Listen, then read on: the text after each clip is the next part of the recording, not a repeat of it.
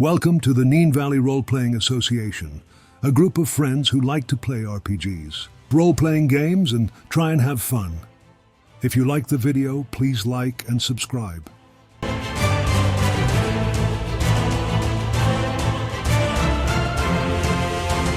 We now have a merch store for our USA listeners. It can be found at www.bonfire.com/store. We will put a full link into the description below. Thank you for your support.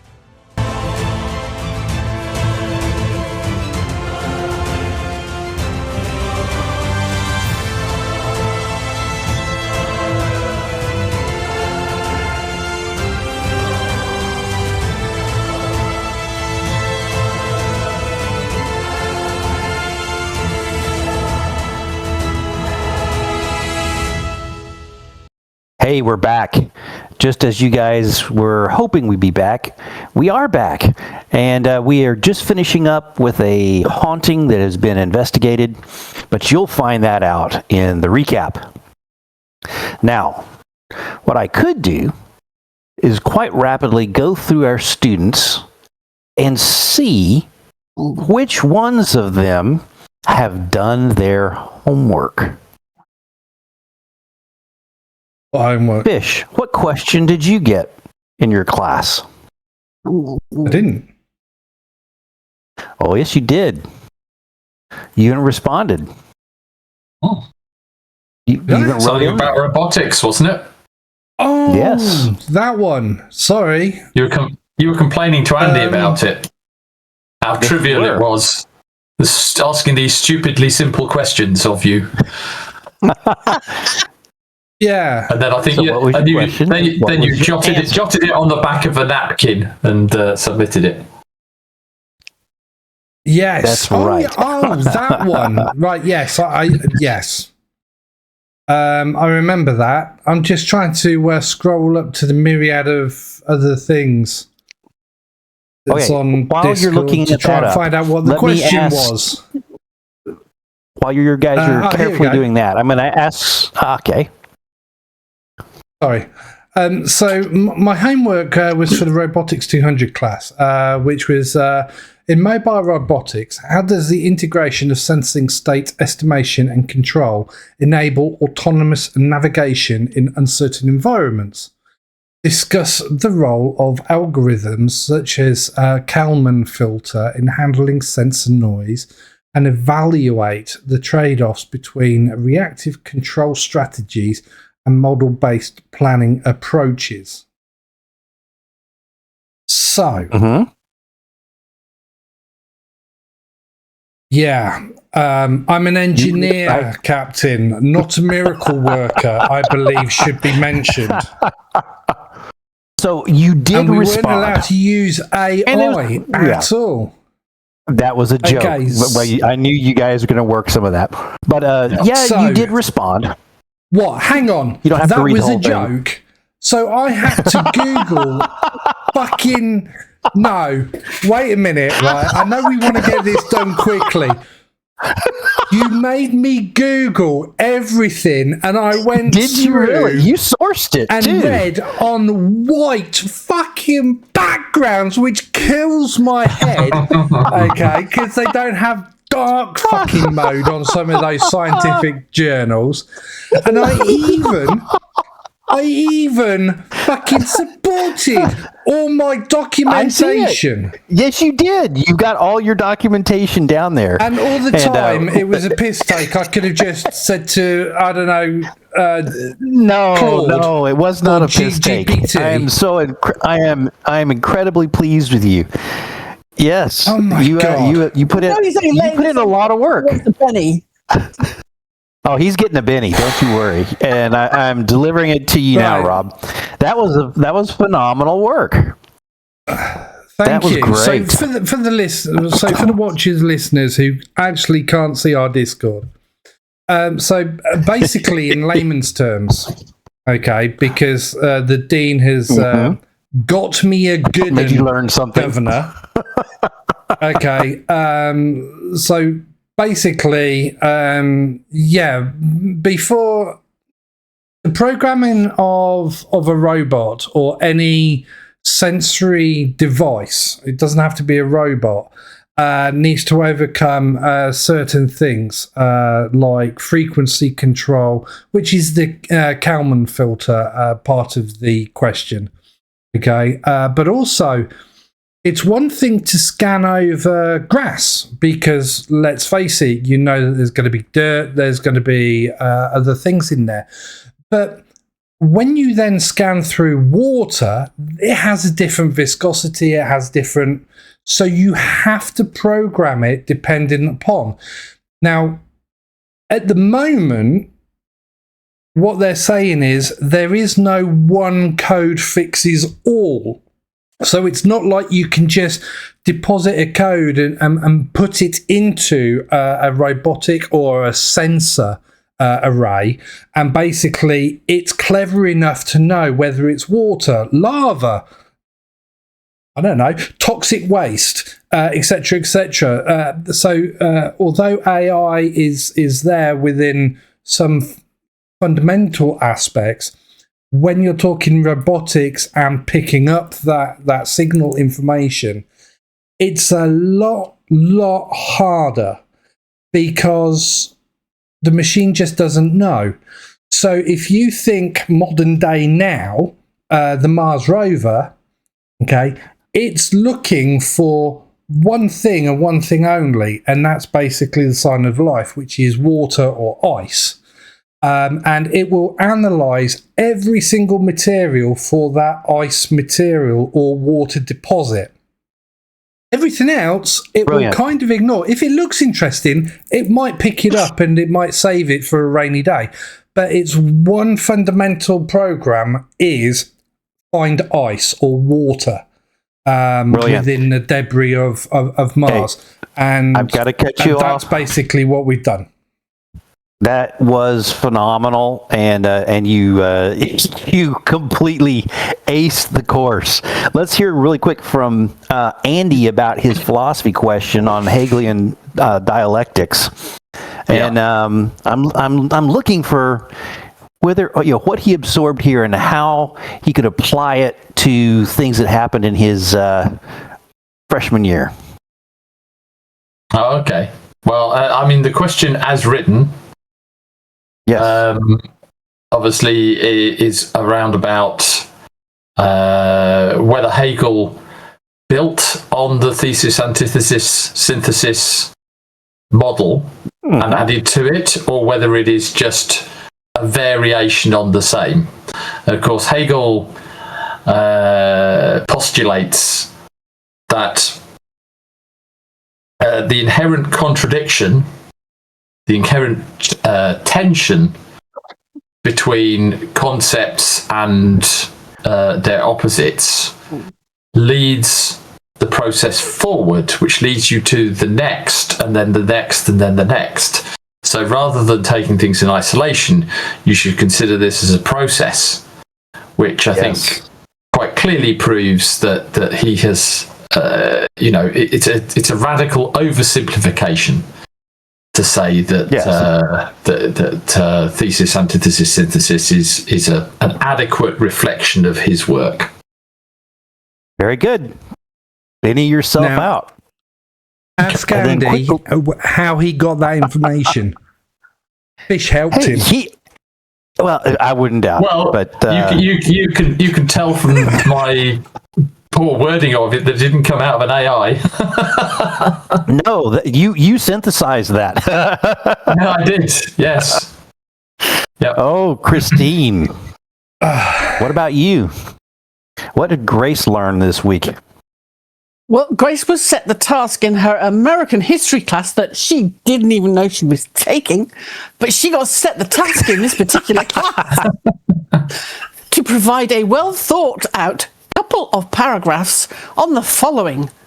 To what extent did the Battle of Yorktown represent a decisive turning point in the American Revolution, and how did international factors, particularly French military and naval support, shape both its outcome and its broader historical meaning? So that was what she was said. I bet she loved that. Oh, well, you see, the thing that makes British students laugh so much, and British people generally. Oh yes. Pete and myself have been in this situation when we were on a cruise ship, stood in a line, and somebody overheard us talking to each other and our obviously British accents, and there was this very large gentleman behind us who basically then leaned over to us and then said, was it something along the lines of, do you forgive us? And we're like, sorry? Oh, yeah.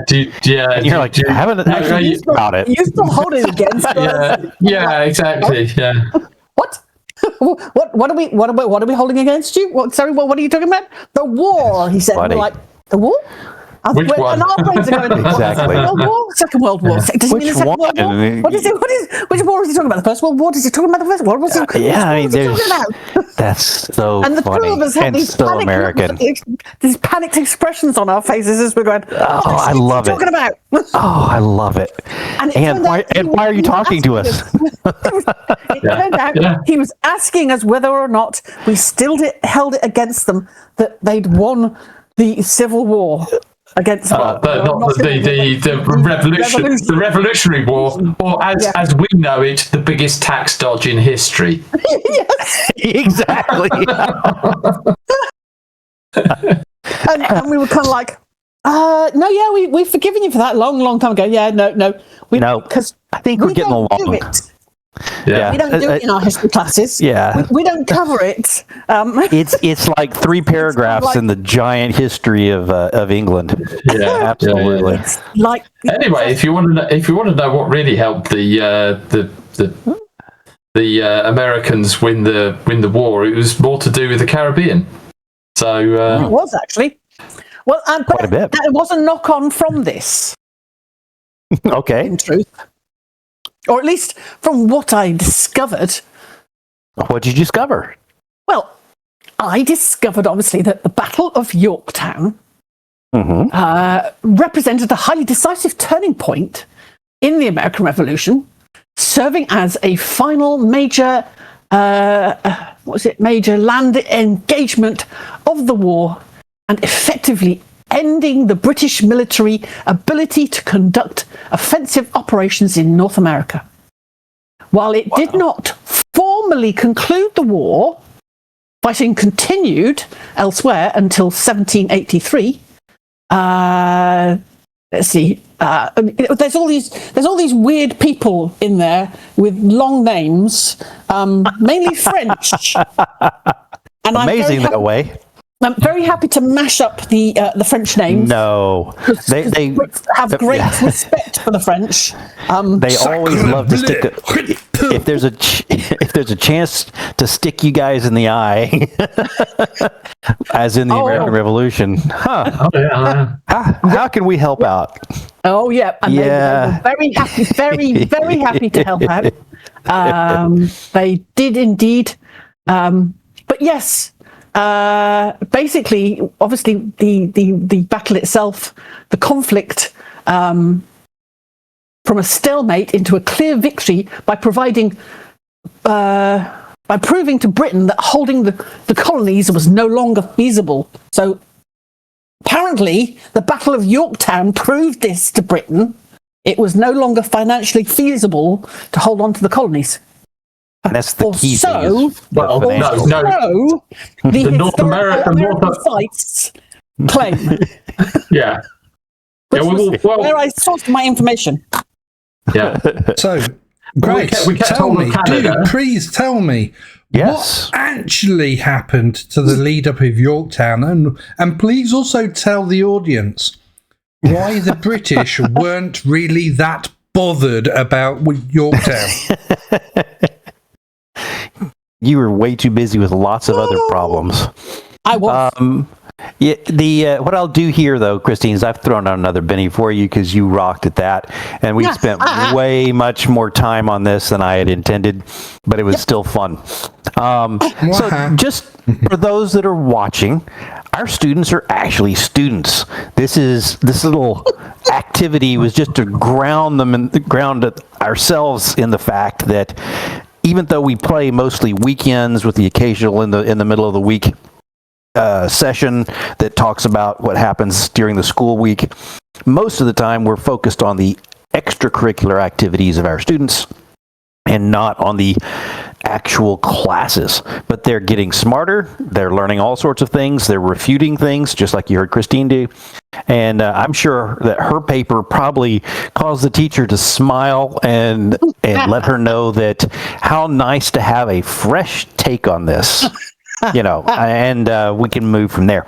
Now, what I'd like to do really quickly is, Christine, can you give me a shorter than Fish's disposition on robotics update on what happened last time, just for those that are watching? It was pretty simple, actually. We basically collected the gear we needed from Glenn Mack's office.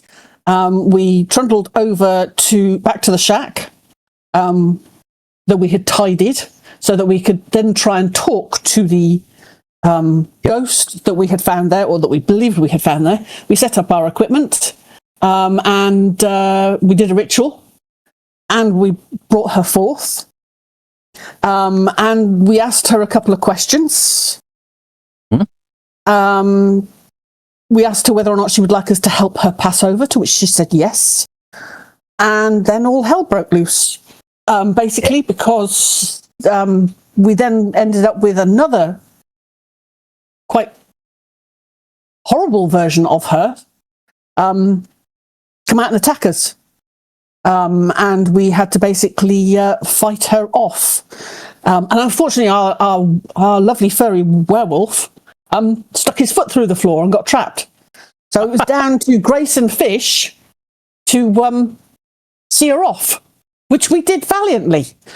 Grace kicked her several times in the gut, and then Fish basically, I think, bashed her over the head with the leg of a chair or something. But basically, he sent her off back to where she'd come from and told her not to come back until she had better manners. Then we sat around for a little while and tried to look around the shack to see if we could find her human remains. Fish stuck his head up the oven and failed to notice anything. But Andy decided he would also give that a go, because he was pretty certain there was going to be something over there, since the ghost had pointed in that direction. And he, sure enough, did find a skull with a poker, I think it was, through the front section of the forehead sticking out. So we realised that, yes, indeed, there had been some kind of murder. But when we found that, I think we then yelled. No, we heard a voice yelling about give us the property or something, or you'll die. Oh no, it was a girl screamed out. I think it was screamed out something. I guess you had heard her mimic the voices of those. Yeah. Why? Yes. Why did you do that? It was the gummy bear that did that to us. Yes. So we realised there had been a murder take place, and it probably was the students that had come. You guys laughed at me when I said we should bring the bear. No, the gummy bear was definitely coming. There's no way the gummy bear wasn't coming there. I will tell you that in all of Rob's looking around, I kept asking, "Where are you looking?" And he would say, "I'd look down, I looked to great, I took the sides." He never said, "I look up," to where the body was shoved up in the chimney. And so I was just like, no way. Right. In my defense, where are you looking? Yes. In my defense, who the hell tries to smoke a human body? There you go. Kippers, yes. Jerky, meat, yes. But human remains? Yeah. Come on. Not a good idea, is it? Because they're not going to go. They're going to just get smoked, as you say. They're going to be turned into kippers up there. It's not a good place to try and show a body. And then I think we left off sort of with you guys had a plan of turning this all over to Alvarez. Right, but Alvarez was too busy watching Netflix. So Grace called into the station. That's right. Instead, and reported it to the police station. And now we're pretty certain that the FBI are probably going to turn up, but we don't actually know for sure yet. But she said she'd send a car. Got it. And apparently it's about 9 o'clock at night, by the way. Yeah, so there you go. That's where we sit currently. What I'll do is sort of, I mean, I don't want to hand wave it too much, but I do want to hand wave it and get on to this night's session. I'll look really quickly and see. Oh gosh, come here. Pine box beeps, bump. So Special Agent Kelly Owens shows up. She also has one of the folks in town, Officer Nunez, who you've met before. They rode out together. It's just the two of them.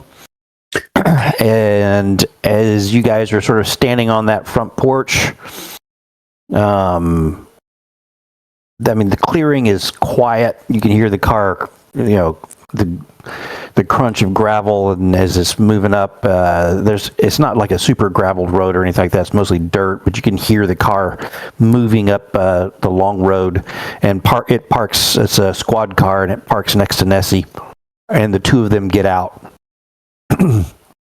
Officer Nunez sort of leans against the car. By the way. Good. We have, Officer Nunez, he leans against the car and just. You can tell he's just here to be the chauffeur. And, of course, you've got Special Agent Owens walks over, says,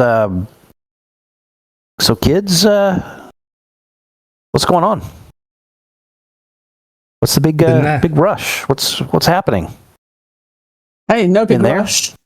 This is a 42-year-old cold case. Woman went missing.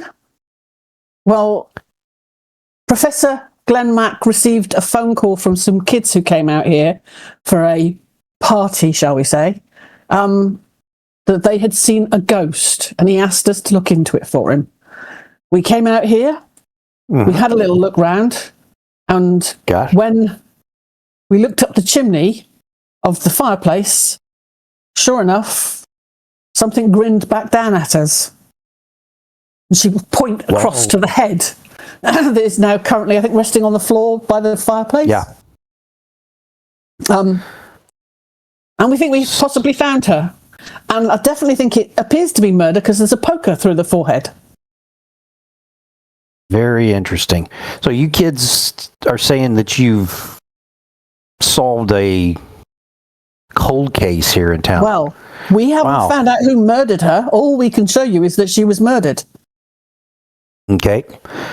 She calls back over, says, go ahead and call it in, Nunez. We're going to need to establish a crime scene. A 40-year-old crime scene. She shakes her head. I shout over to Nunez. You been fishing lately? Oh, no. Been staying away from the water, fish. He shakes his head. He says, yeah. And then he's on the he's on the radio. He calls in. Special Agent Owens says, did you guys resolve the ghost issue that you're looking into? That sounds interesting. Only temporarily. There's no such thing as ghosts.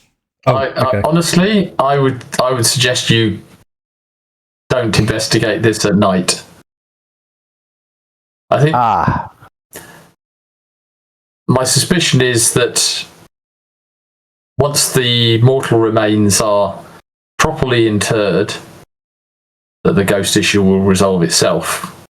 But in the meantime, at night seems to be when she's at her strongest. I have yet to hear someone speak about ghosts quite that confidently, except for Glenn Mack. Cool. Would you like to see the video? Yeah. So we'll show her the video of the ritual and the bear talking. Yep. The bear is creepy.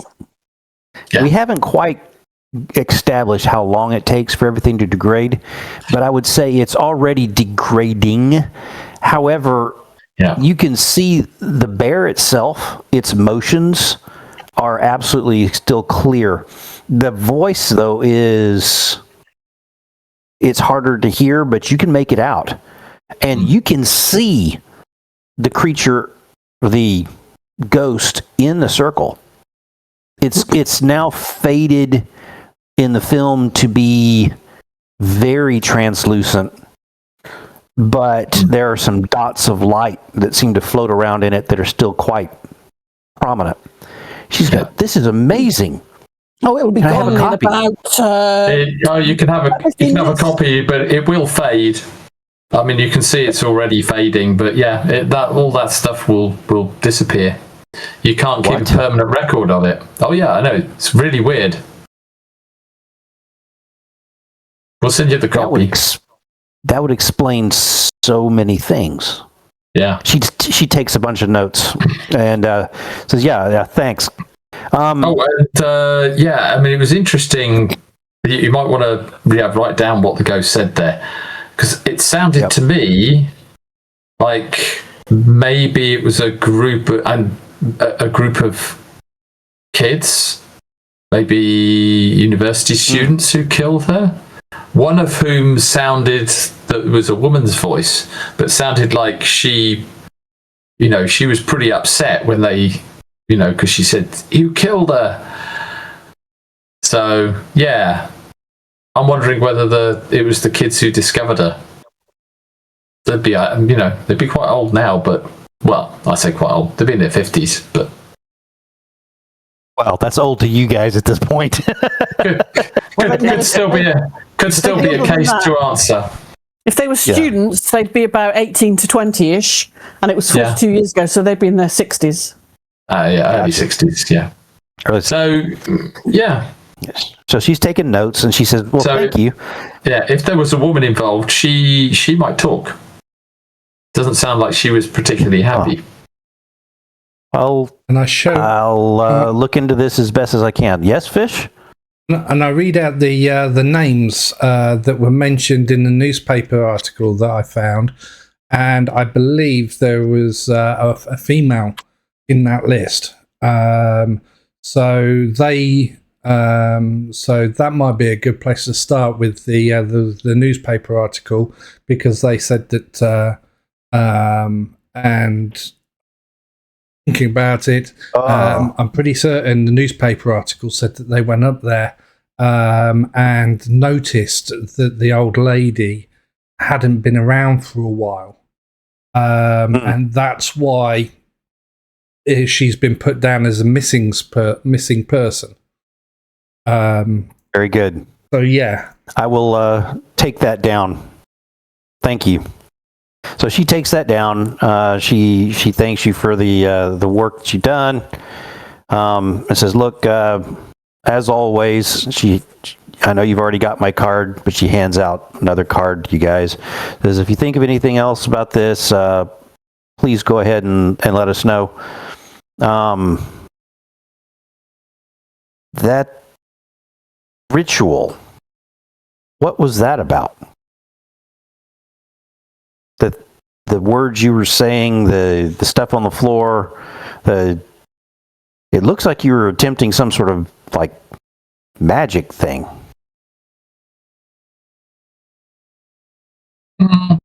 Yeah, probably a reasonable description.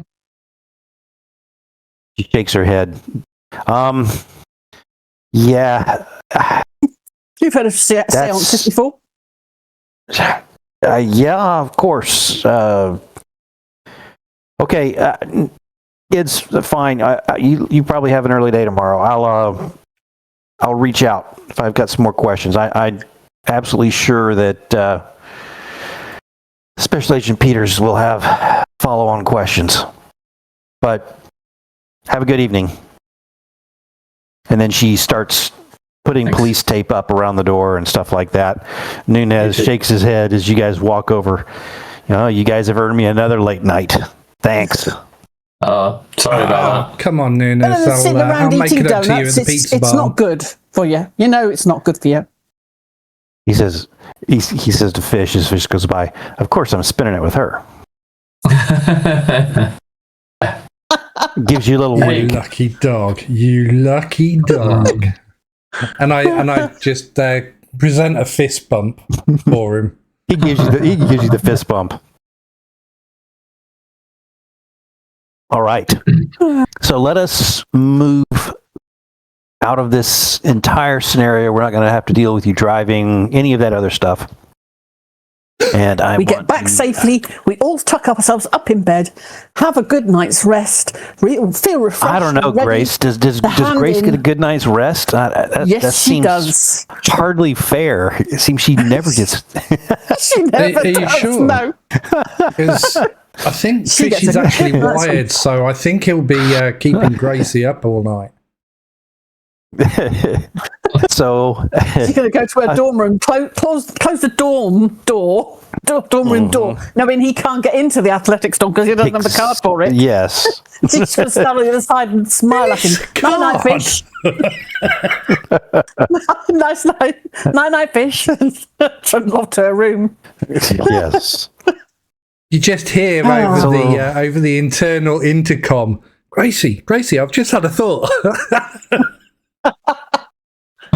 So I will add a couple of little notes for you for during the week before we move to next weekend, and we will let Grace establish the date and all of that.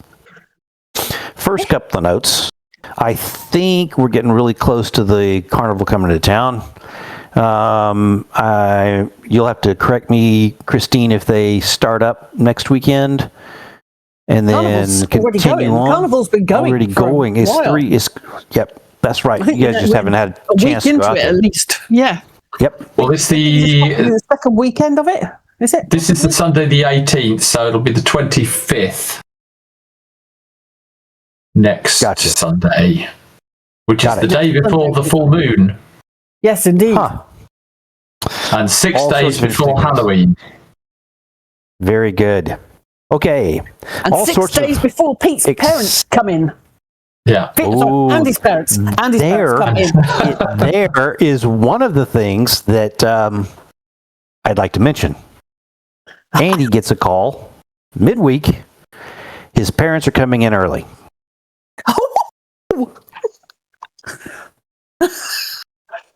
They are flying in this Friday to Dallas, but are going to stay in Dallas through the weekend and will swing over to Pine Box on Monday. The 27th? The 26th. The full moon. Yes, that's what they're saying. Yeah. How could that happen? I don't know. How could that happen? Right. Do you The want them other to thing get is- delayed, Andy? Sorry? Do you want them to be delayed? I'll put them on the TSA watch list. Well, There's some humor there. yeah. By the way, I missed my my meeting in London today. I got on the 7 did you? o'clock train at Peterborough Yeah. and sat there wondering when it was going to take off. Someone got hit by a train down the line. Oh. And of course, everything was shut down from the north going to London.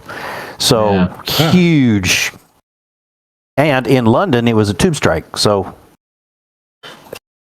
I'm sure it was a great day for transportation. Anyway, that's what you find out. Fish. Yes. Denver Dominguez and some of the guys from the Tau Zeta Delta are strong-arming you into helping out the tailgate party for this week's game. It's a home game, and it is a revived rivalry. The RRSU, the Red River State University, has been moved up to the division that you guys are in as far as size of school. Evidently, back in the 80s, it was a huge rivalry simply because both schools used the Raven as their mascot. It was called the Raven Cup.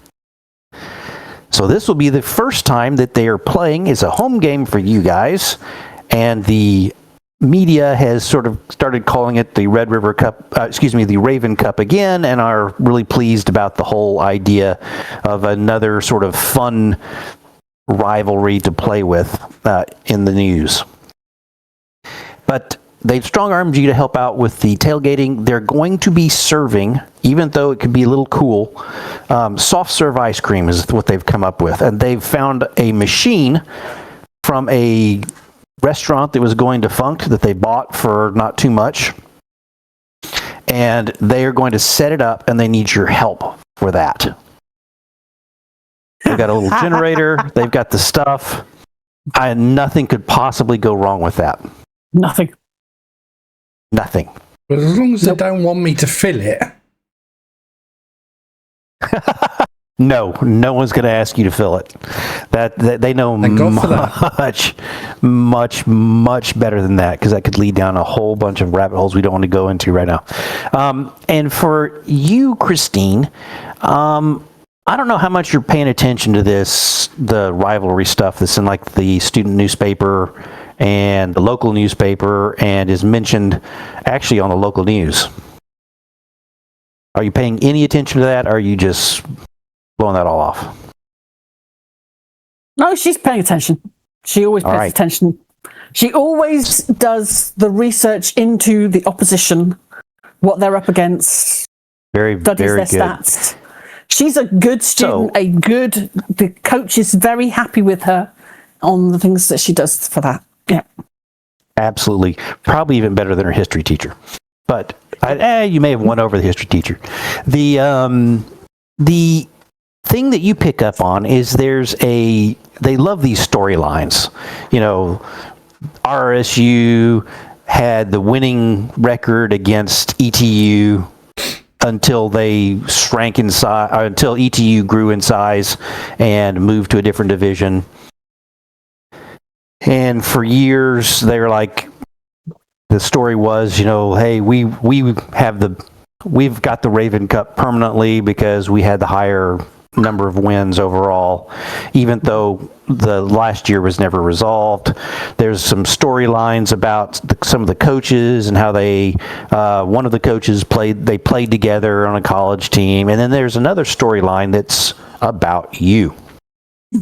And this particular storyline that comes up in the news is about how ETU was so proud that they had a female kicker, and how it just changed the dynamics of the game, the things you've been doing and all that. But strange, this team, RSU, they have a female kicker as well, who is also foreign. She is German. German. With mad skills. Mad skills. Annika. Mad skills. And this is being pitched by some folks almost as much of a duel between Grace and Annika as it is a Raven Cup. I bet it is. Mm-hmm. I mean, except for the fact they'll never be on the pitch at the same time. So that is always a good thing. The field. That's probably a really good thing. Field, yes. It's a field, yeah. Pitch, field, yeah, it is a field. It's a field in American football. Yes. That's why I was asking. English I wasn't sure. Rules football. Yes. All right. And sadly, and actually, I think they call it a soccer field in the States instead of a pitch. They do. Thanks, Kim. It's almost worth having another war over. Yeah. the real Yorktown is in the works. Okay, so we have established certain things as we are moving into the real portions of the game tonight. So I would like to pick up Saturday night, unless there are things you really want to knock out that have to be knocked out prior. So If sorry, not, this is I'm gonna the shift. this is the Saturday, not the Sunday. Correct. This is the Saturday. Okay. This is where 24th. yes, Yeah, but it's the So your Monday parents- that's the full moon, isn't it? yes. and when your parents will arrive and all that checking. other stuff. Well, when your parents are going to come over to the school. Yeah. So, what I would like to pick up with the three characters in. Two of you probably are close. Actually, let me do this right. Andy. Margaret said she'd like to come to the game today. She doesn't usually, but she said she'd like to. Okay. She says, why don't we swing by the brewery before the game, if you don't mind driving. I'm fine with that. Yeah. Excellent. So you guys are going to have a really nice time at the student hangout known as the Raven Hollow Brewery, which you are aware of in our OneNote. Is Andy insured to drive her Jeep? She didn't say anything about that. Well, I'm assuming I'm driving her Jeep because. Yep. Where are we going? And the Raven Hollow Brewing Company. Raven Hollow Brewing Company. The one that doesn't have a map. I don't have a Raven Hollow Brewing Company.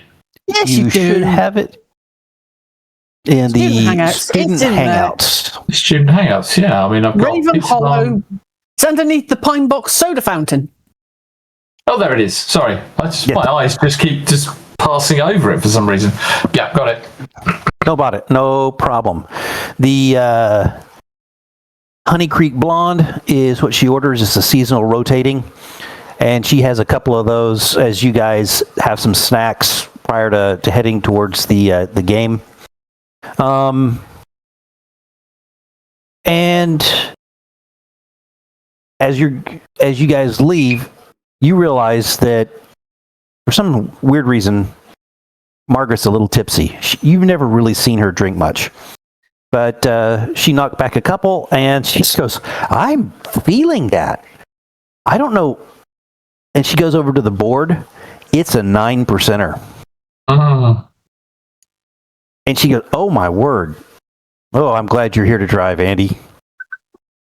Oof. I got you. Thanks. Let's pour you back into the car and head on over to the game. She laughs a little bit too loud at that. Pretzel snack. Absolutely. That's true. I'm gonna go over to Tacos del Bosque. Or Very Tacos del good. Bosque. They're there. Absolutely. If they're there, yeah. They are. And I'll get her. I'll get her some quesadillas. Perfect. So she's munching on those as you drive over to the game. You two get out and you head over, and you can see that in the parking lot there's lots of little parties going on.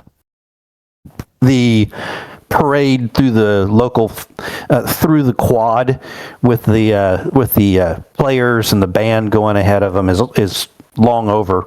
The players are probably inside doing their warm-ups, and you can see off to the side there's a pickup truck, a rusty old pickup truck, and in the back of it is sitting a big silver machine, and you can see Fish tinkering with it. You know you want some ice cream. Come on. Great. And they've got a table in front, and it says, yep, soft serve ice cream, and it says the price, and it says, for a good cause, and then underneath is written, our next party. And Fish.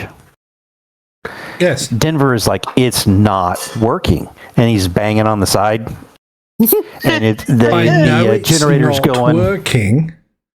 You banging on the side of it isn't going to make it work. Look, if you're going to bang it, at least use an engineer's tool. I hand them the bloody hammer.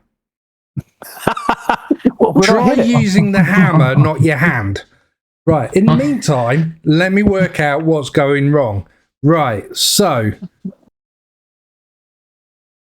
And Gilbert says, you sure you know what you're doing, Fish? Absolutely not. This isn't a robot. Yeah. Look, I'm a dentist, for Christ's sake, not a fucking ice cream vendor. Okay. How do you want to approach getting this back running? It's done enough that they're able to serve some as you're trying to get it back running before it melts. Yeah. Okay. So I think I need to do either electronics or the engineering. I'm going to go with because. Well, I don't have repair. Well, I do have repair, but it will come under mechanical engineering. The reason why I'm thinking this is because the electronic side of things seems to be working. Like things are switching on and things are doing everything else. So now here's the thing, though. I've got a D6 in repair, but I've got a D10 in mechanical engineering. So which one do I roll? Okay, you can roll your mechanical engineering on this just to see to absolutely diagnose the problem and put it together. Now we might have a repair roll later if it starts going sideways, but right now you can probably assess it and figure out what the main problem is. That's what I was thinking. So mechanical engineering to try and discern what the problem is and where it is, and then a repair roll to see if I can fix it. Yep. Go for it. So there you go. So we go. Well done. 10. Right. So you get a raise and everything. Yeah, this I think saucer it's a pump solenoid. He goes, really? You kept talking about calamine filters at the last party. It was crazy. But yeah, I guess that's not what this is. But calamine filters. Can you fix it? Did you have hives? What? Not calamine lotion. It's used for hives. Oh, what was that filter? Never mind. And I stick my hand in and I wiggle around the coil just to see if it's an electrical short. And nothing seems to work. I'm not going to do it. I was waiting. I was waiting for you to throw him across the track. Go on. That might happen. We'll see. I mean, he's already got 2 black eyes, and oh yeah, you had a little bit. That's notice, not repair. I think this is the point. This is the point where you do. Yeah, that was wonderful. We need to establish how many wounds and fatigue. Don't roll on anymore. We need to establish how many wounds and fatigue he's carrying because he's gone an entire week now, and he would have some of that would be gone. Sorry, just so I've got no fatigue. I was only carrying 1 wound. Okay, so you can make a vigor roll to get rid of that last wound because it's been a week.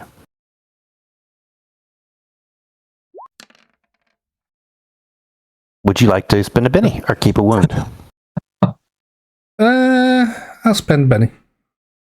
Fair enough. You guys have a couple.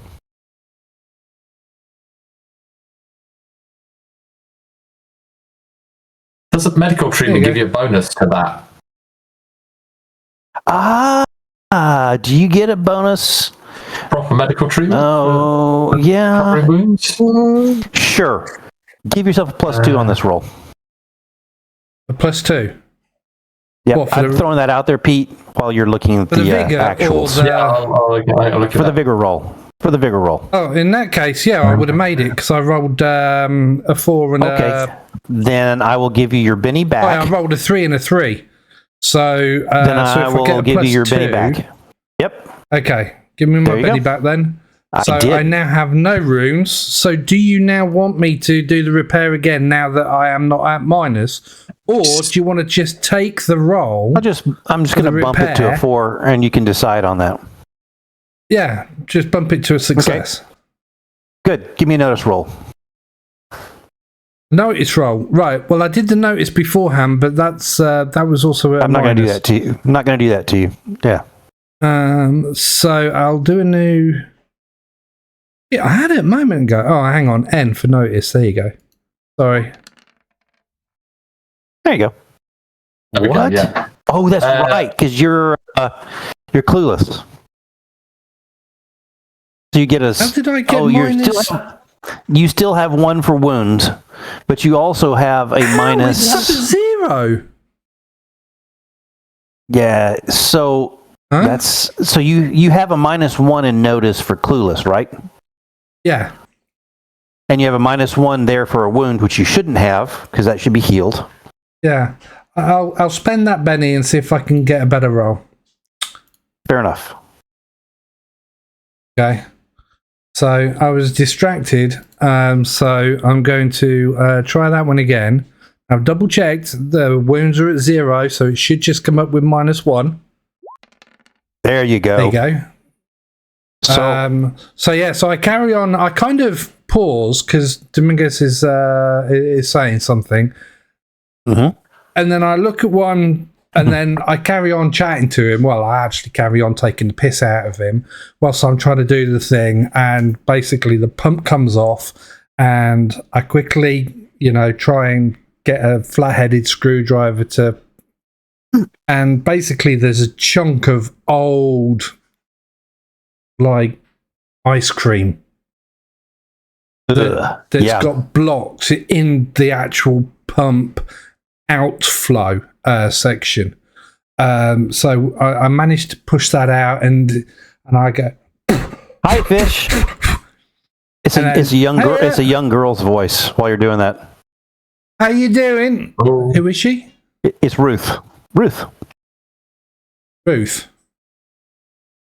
Her little boyfriend's standing there too. Ruthie. Oh, Ruthie. Grace's sister. Yep. Hey, Not the Grace Lady's here. You know before Grace does. Hey, Ruthie. Hey, pond scum. Push everything back together again, and then fit the coils back on in, and then I go, right. Very important. If you get this right, Dominguez, you'll be the one that's repaired it. Very gently, just tap the top of that valve with the hammer. Awesome. When I say go, you have to tap it. Okay? Are you ready? And basically, I flick the switch for the fluid to be pumped through it, and it starts to gurgle. You hear the generator kind of like dip down a little bit as it's starting to feed juice back to where it needs to go. And then I count, tap it. He does. And then he gives it a little tap. And then all of a sudden, everything starts to gurgle and shake like it did before. So yeah, he didn't actually need to tap it. I just wanted to give him something to do. Okay, he didn't need to tap it. Then this will not. No, he didn't do need what to I was tap going to it. do. He didn't even make a roll. Got it. And I go. So it's moving right along. It. Yeah, it's back to how it should be. And I jump off the back of the thing. He turns around.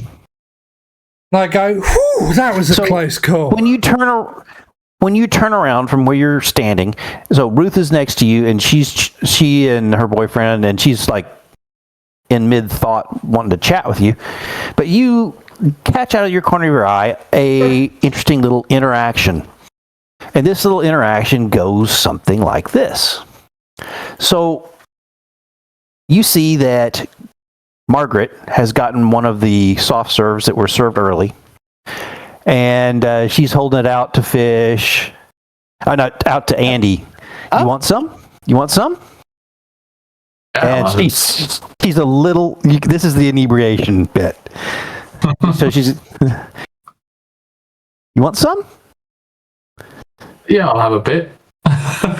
Okay.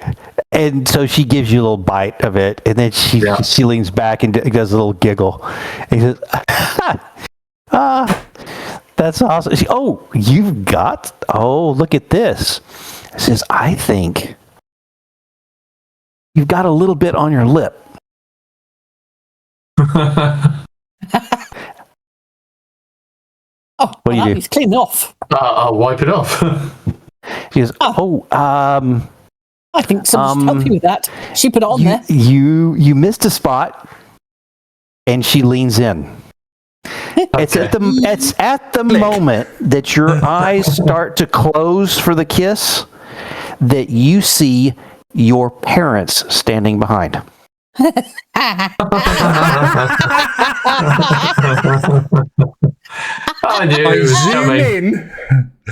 zoom in. Andy's going for the kiss. He's not going to Okay. stop. It's a good kiss. Absolutely. Click, click, click, click. Yep. And then What as you does come his out of the parents kiss, your father, what do they look like really quickly? I thought, hadn't you done pictures? I don't think so. No. I may have. No. No. I think I failed on that. I thought you said. I may have added something in there. No. But you can tell me sort of how they're dressed and what they would do. Yeah. I mean, they do not fit in at an American football match. I mean, we're talking, suits. Yes. Not a formal dress, but Has he got a good quality. monocle? Has he got a monocle? No, he's not a gold monocle. No, we're watching too much Umbrella Academy. Yeah. Your pointy moustache. Yeah. As you pull back from the kiss, No, you I hear mean, your father's- I mean, you look at them, and everything screams wealth. The patent leather shoes, your mom's pearls. Yeah. the pearls, the expensive wristwatch, the designer handbag. Yes. Have they got umbrella up to keep the sun off? She's wearing a hat, like a nice. like a She looks like broad brimmed hat. Well, I She looks like she's going to the races. Yeah. Your father's voice says, "Andrew." Father.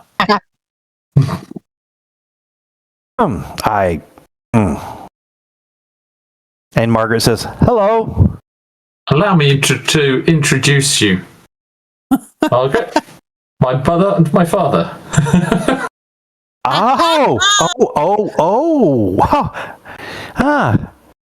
And your dad says, well, we thought we'd explore a bit before Yes, we came down on Monday. we're not Saw expecting this you. thing in the news about this match. Didn't expect to find you here at this thing. Wouldn't you be studying or something? I don't know. He looks back at the fraternity guys all behind you, and it's not a pretty sight. Fish. The machine is starting to come apart at the seams, and there's ice cream leaking out. And Dominguez is trying to take some duct tape to try and hold the thing together. Back to Andy really carry quickly on before. wrapping duct tape round. Shall we? Sorry, shall we move something's away going from on this? over here, Dominguez. He's far too interested in watching. Andy speaks up. He says, "Shall we move away from this impending disaster?" Impending Andy! it is. Very interesting. Andy! Yes, Fish. Who is that doesn't have a shirt the on? old It's very people. cold. It's Mum and Dad. Oh, he Mum and sounds Dad. English. Is he one of your friends? Yes, another one of the transfer students. He's a doctor.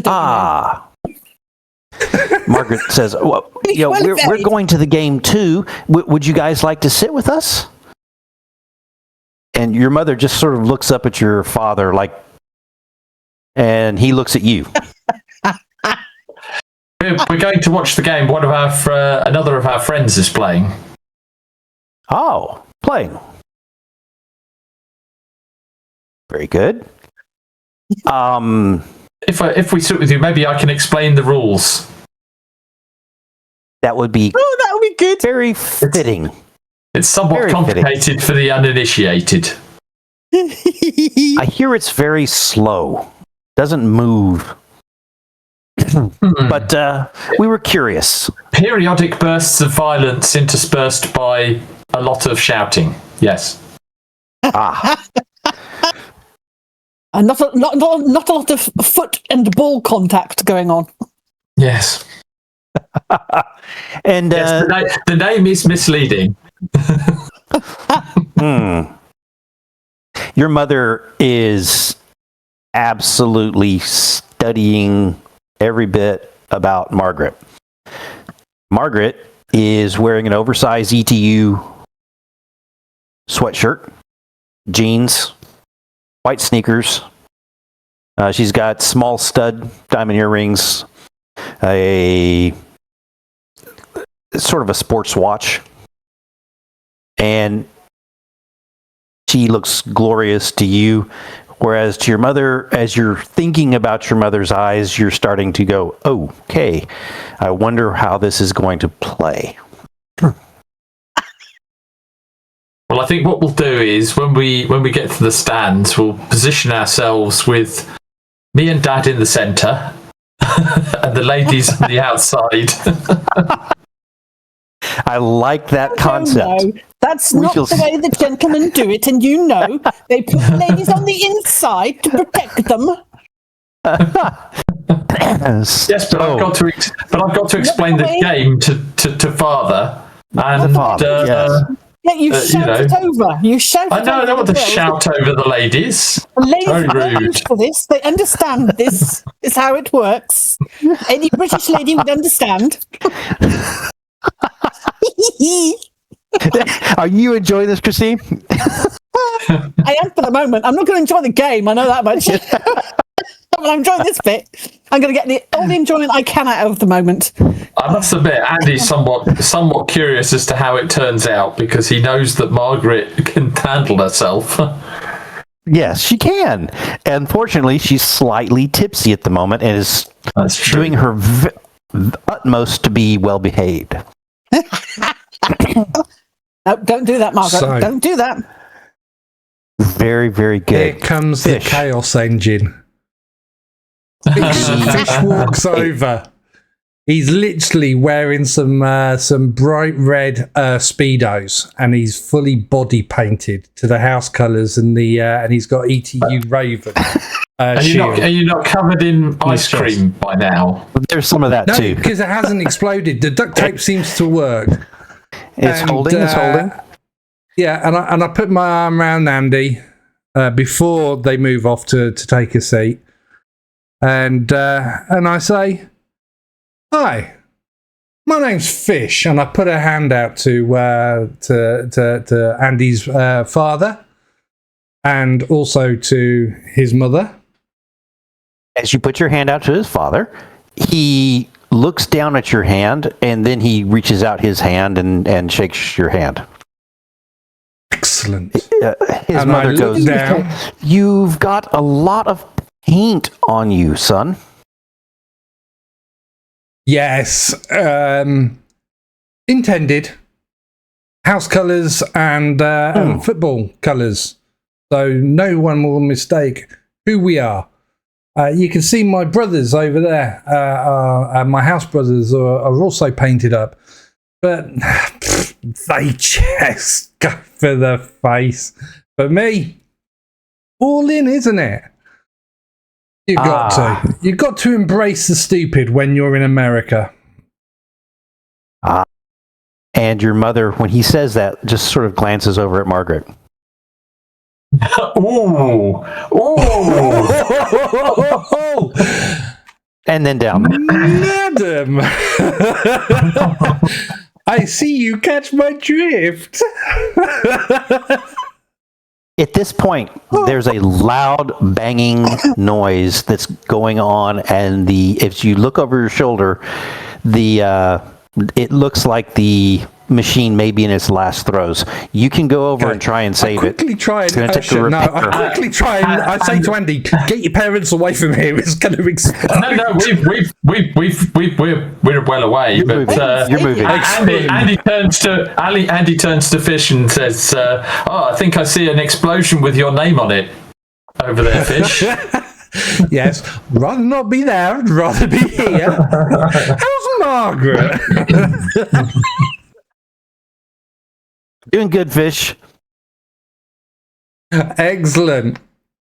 Boom. There is a sound, and you can look back and you can see that it's all spread open, and there's ice cream everywhere. Thankfully, Andy has ushered his parents away, and nothing gets on your mother's wonderful handbag. Hat. And hat. Big dollop. That would have been even Big dollop worse. on the top of the hat. Flattening down the feather.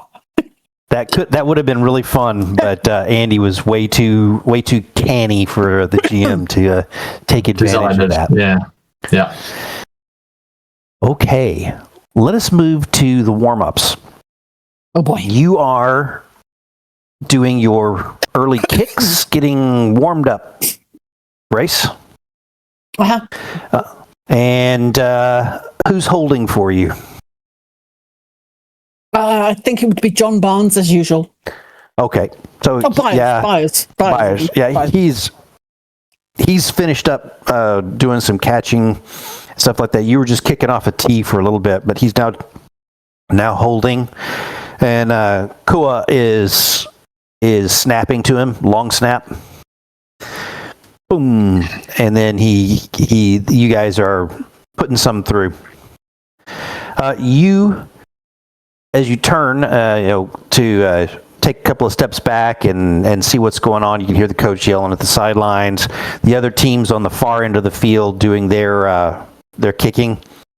You can hear the thump of the other kick that's happening down at the other end of the field. And then a little bit later, you can see walking towards the 50-yard line is a fairly tall, strikingly good-looking young lady, longish blonde hair, sporting, I would tell you her number, but I moved away from the window. You gave her my number because you were being miserable. I did. You guys both have the same 16. number. That's right. And so she walks over towards the center line, and she nods to you. Nod back. Oh, up. Fish is... Rob's got a hand up. He has. Fish? Yeah. This will be a surprise to the dean, but me and the house mates, the house, we've decided that when you blow a vuvuzela, it sounds like no. So when she comes on, there's a whole load of us from the ETU side that's all got vuvuzelas, and we all put them up, and as she's walking, we go no, and the vuvuzelas. Okay. Yeah. So this is your plan to get in the head of Annika. Okay. Yeah. I like it. So this particular scene is happening about the time that Andy's parents are laying the first eyes they've laid upon him in quite a while. Mumsy and Dad, so I or can't be in however two places then. Mom and Father. No, you're not there yet for the. This is just the warm ups. For the vuvuzela. Yeah. Yeah. Okay. No worries. Sorry about that. I didn't realize you were doing that during the or trying to do that during the warm ups. Okay. Yeah. Do you call them mother and father, or what do you call them? Yes, call them mother and father. They've not been ones for video chats. Most of your monthly or whatever calls that you guys do are well synchronized.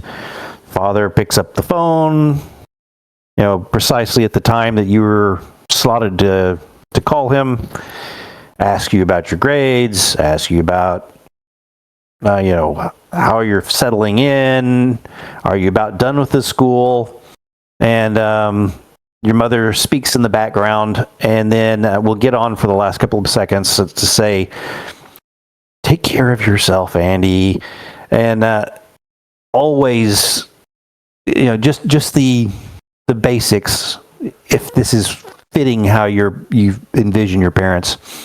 But this is the first time they've laid eyes upon you in a while.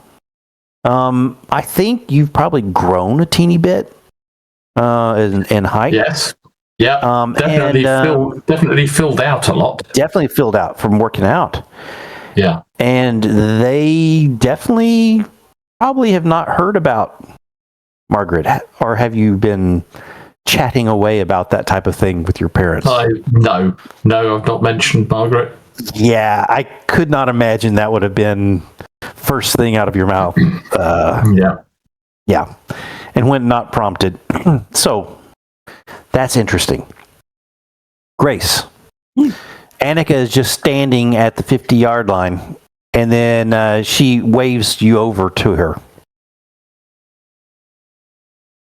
Would that be something that would normally happen? There's like, if you know people, you can always go over to the other side and chat with people. That happens all the time. You just don't want to. You wouldn't want to get in the way of each other's workouts or anything like that. But sounds doable. Sounds a little. Just wants to get in your head. Sounds like I'm being set up here. Set up. Indeed, I think the dean might be setting me up here. I don't think this would be fraternizing with the enemy is not something that Coach would be very happy with, I don't think. Especially when it's a fraternizing with an enemy that I don't know. It's not a friend of mine in any particular way. It's not somebody I have ever met before. I have done plenty of research on. I know she's called the Dead-Eye Kicker for no good reason whatsoever, because she's stats is rubbish. Maybe she wants to compare notes on what it's being like to be a woman in a man's game. You do not have to go over there. What am I in the middle of doing, by the way? Well, you have been doing some practice kicks from various lengths. You've now moved out for some longer ones, which is why you're sort of set at about the 40-yard line, and she's moved about the 50. And she's standing there with a hand on her hip. And I wouldn't be paying her any attention whatsoever, I have to say. I might glance that way very occasionally, but my attention and my focus has always been on my job. And my job is kicking the ball. And this is something I had told Bill Norman. Give me an athletics roll for this 40-yard kick. You're doing it from the right, as you're facing the goalpost, the right hash mark. Do you want to spend Grace is not paying her any attention whatsoever. You hear. That's all. You overcommit on your follow through. It's giving you notes. This is a test. Okay. Pull out my notebook. So what is happening is she is, and I don't have her character sheet up. So she is doing it. This is an intimidation roll, and so she'll be rolling 2d6, one of which is a wild die. So she got a 5. I'm needing you to roll a spirit roll to beat this. You just have to beat a 5. Not rolling well. There you go. Yeah. This rolls off your back. You've heard people messing with you many times. Oh yeah. At that point, she stands there a second longer to see if you say anything. And I don't. I just ignore her completely. She is not on my radar whatsoever. And she jogs back. She jogs back across the field to join up with her other folks. Very good. I like that. Grace? At that very moment, coming over, let me see here. Chance comes over. Hey, you've got this. You know, you really got this. Grace smiles. If I can keep my concentration, I definitely have. He looks a little awkward through this conversation. And then he goes, yeah, okay, Grace, yeah. She pats him on the shoulder. I know I've got it. Thanks for the support. And I know I've got your back. Yeah, Grace, mine. Yeah. The team has got our backs. Yeah, thanks, Grace.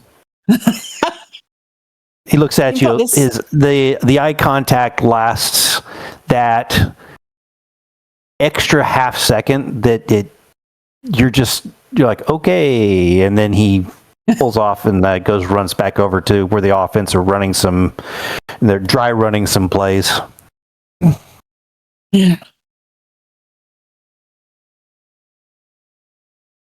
And that's when all of the people start filling the stands and the noise level rises a lot. The Raven Cup. Horns go off. Yep.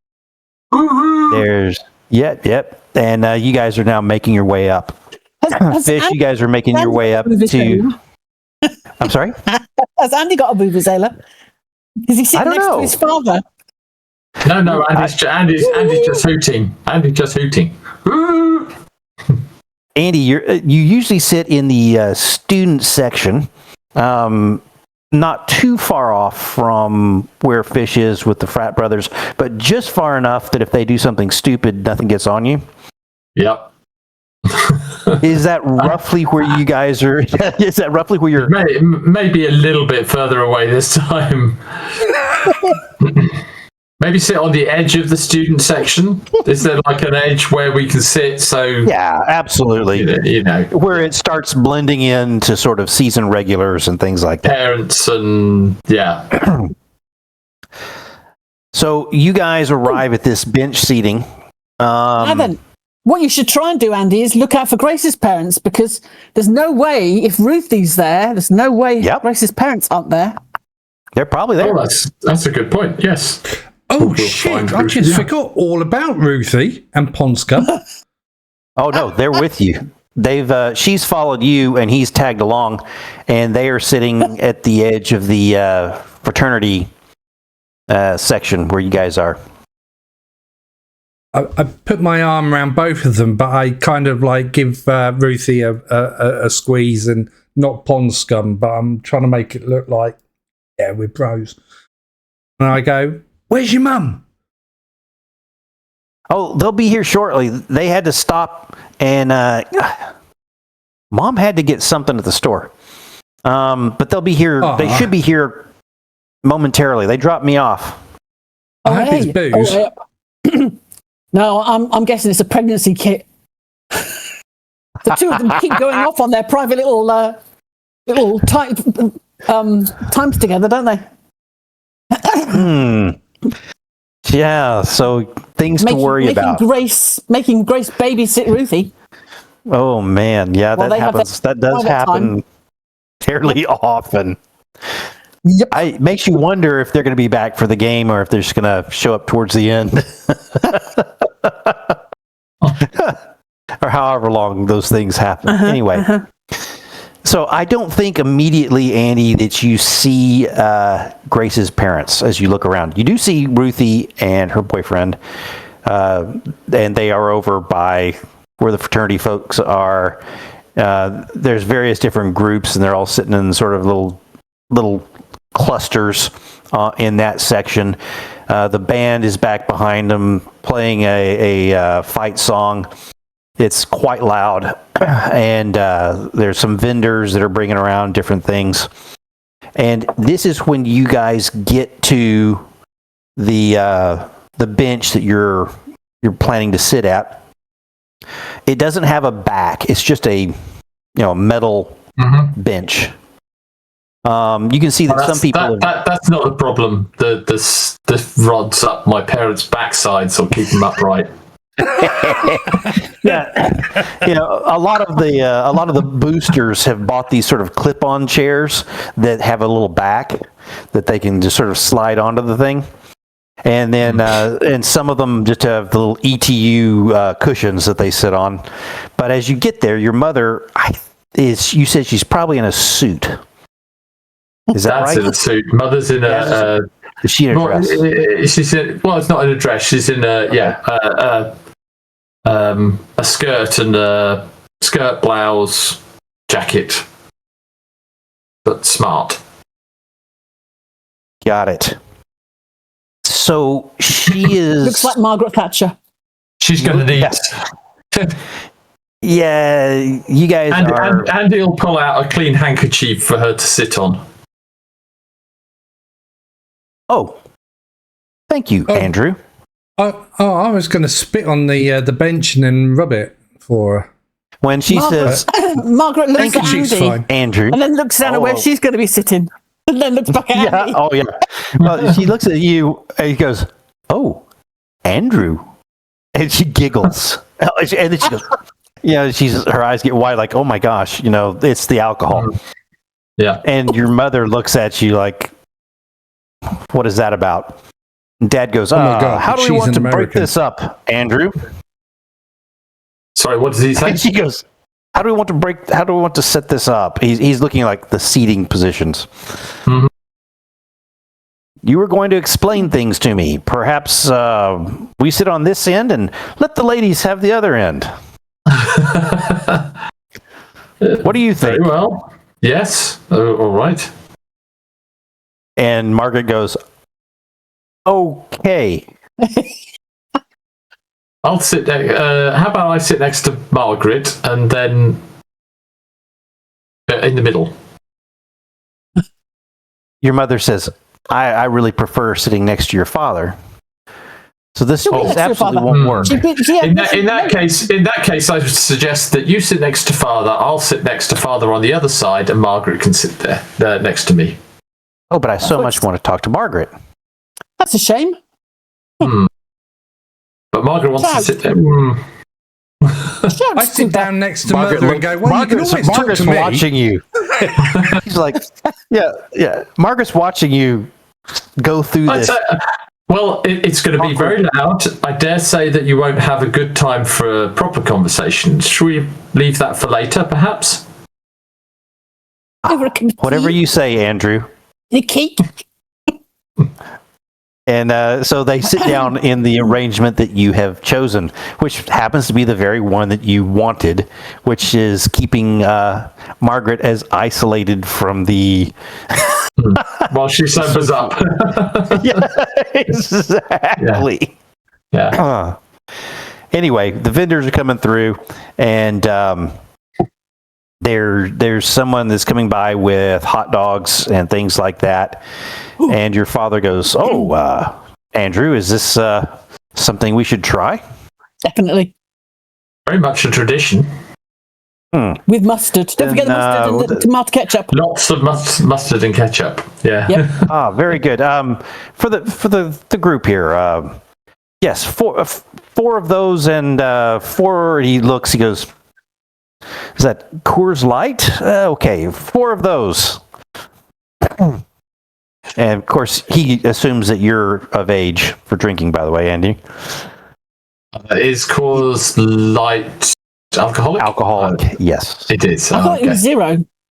Then no. Ooh. Okay. Is there a Coors Zero? Not that I there know is a Coors of, Blue. and they probably don't. Yeah, there's a Coors Blue. Is there Coors Blue? Yeah, it tastes like shit. I'm sure there is. Andy says, "Father, I think you'll find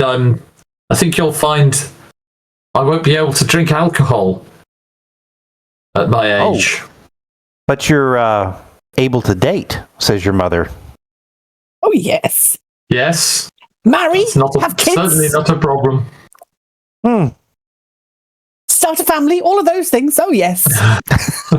Just not allowed to drink alcohol. So he passes the things down... that make the aforementioned things tolerable. So you have received your Coors Blue, Margaret's received a Coors Light, and your parents are sipping. This is like water, dear. This is hardly beer. And your mother is now looking at the sloppy mess of this hot dog. Your dad, when he pointed at what they had, he got the chili dogs. Oh, nice. Yeah.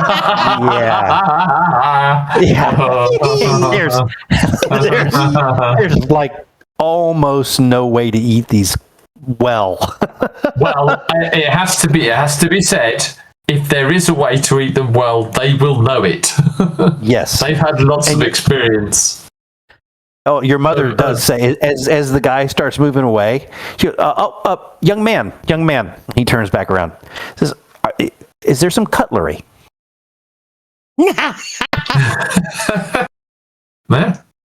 He's like, he has no idea what she's talking about at all. Hand her a napkin. Hand her a napkin.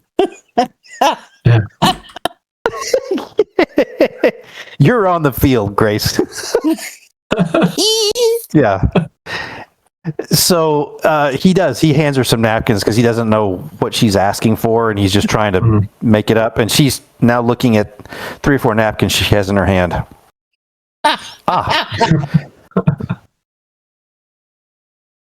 Is there?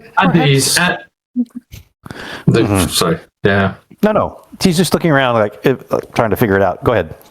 Andy pulls out a Swiss Army knife. Finds the spork in there. Hands good. it over. I think we have now established canonically that you carry a Swiss Army knife. Very good. Okay. She goes, "Oh, thank you, Andrew." And Margaret goes, she's like, She's used to juggling canapes at parties, champagne in one hand, plate in the other. Oh, I get it. I'm just joking, Andy. Says, your parents seem nice. They're not really scary. No, they're perfectly nice. Don't know if your mother likes me. This is quiet enough that it's not carrying. Yeah. How do I put this? Mother reserves judgment, shall we say? Very It's good. not that she.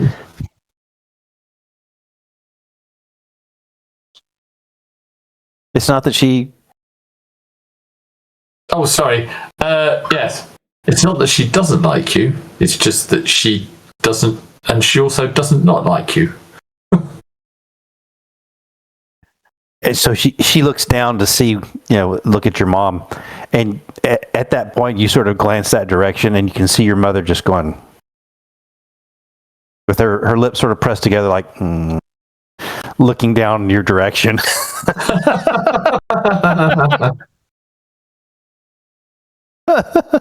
Okay, on the field.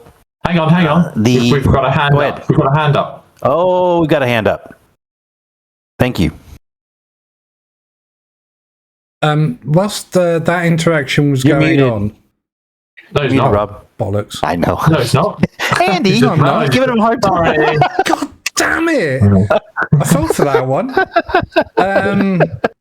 Whilst that interaction was going on, Fish Yes. slopes off, and then towards the end of the interaction, he comes back with 4 plastic red plastic Sulu cups with some Nice.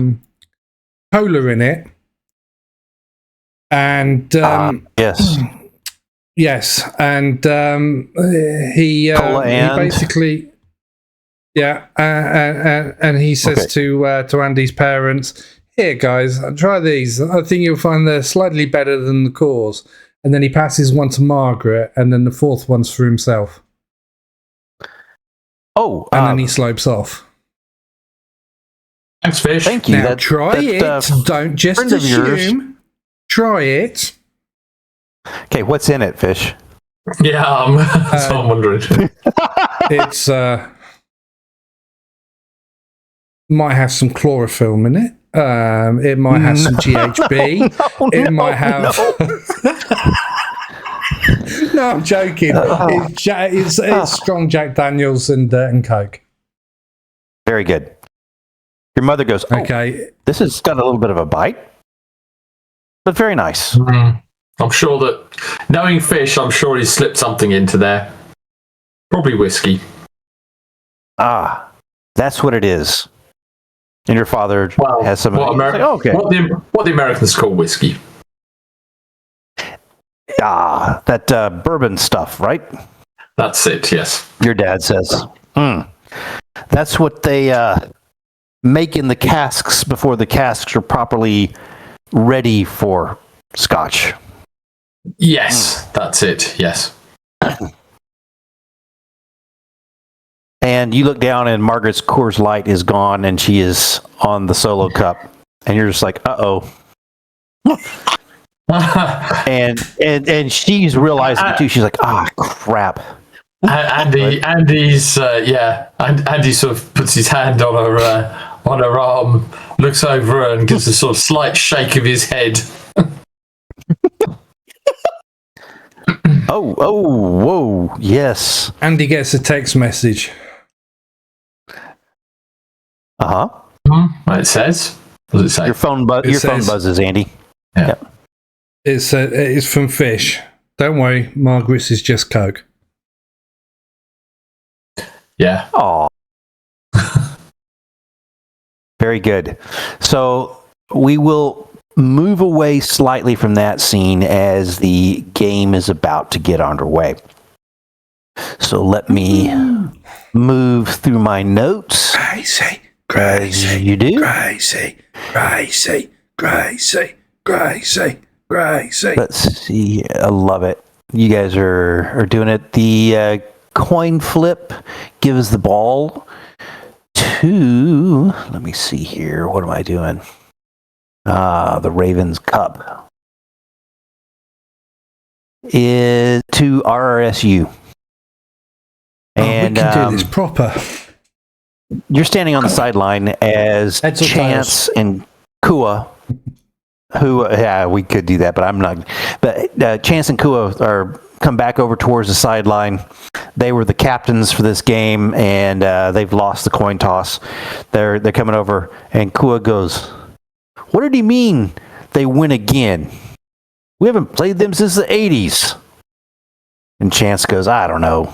Some crap about them being the final Raven Cup champions. I whatever."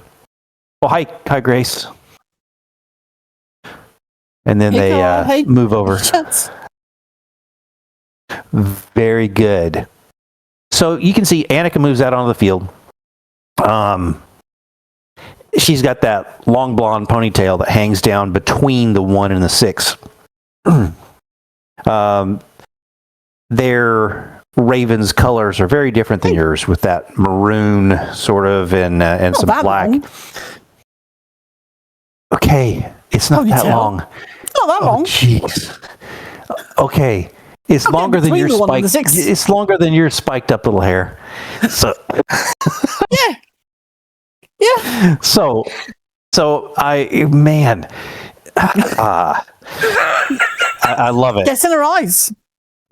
Yes, it would, but it's nicely anyway.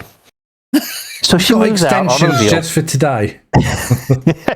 Yeah, Just to bother she's had you. extensions. She Yeah. has had extensions just for today to make it longer so that it dangles down between the 1 and the 6. Yeah. Yes. Okay, so it So just she can flip brushes it the over. top of So the she 1 and can the flip 6. it, so she can flip it over her shoulder like Miss Piggy. Oh my word! Am I sensing some jealousy already? This is Oh man! so. Instead of hanging between the 1 and the 6, it's between the N and the E of her name, Schneider, across the above her number. Is that better? Who's gone silent? Okay. Is it me? No, you're back. No, yeah. It was me. I think I froze up for a second there. Okay. So I told you her hair hangs between the N and the E of the word Schneider. Why do that's Americans above. do things backwards? It's the E and the N. With the Ravens. This is German. German. Schneider. So it's a name. Oh, but it's at the back. It's at the Yes. back. Aha. Okay. I was thinking it was between the E What and did the I N of say? the Ravens. Well, you see, on the picture. it's Oh, hanging you're at the saying front, you Ravens. see. Oh, geez. Okay, I no. was thinking you were No, doing the it's Ravens. her I'm name. thinking, It's her name. E and the N. Get it right, Jim. Yes, it is of her name. So Okay. she lines up deep to sort of run towards the ball, and you can see that the teams all lined up for the kick. I would like I actually am going to give this an athletics roll for you because I'm basing this on the knowledge that you've gained from doing your position. So I've got to make an athletics roll. Yes, you do. Not to do anything athletic, but to understand the athletics that are involved, which is an interesting way of doing this. 7. Grace,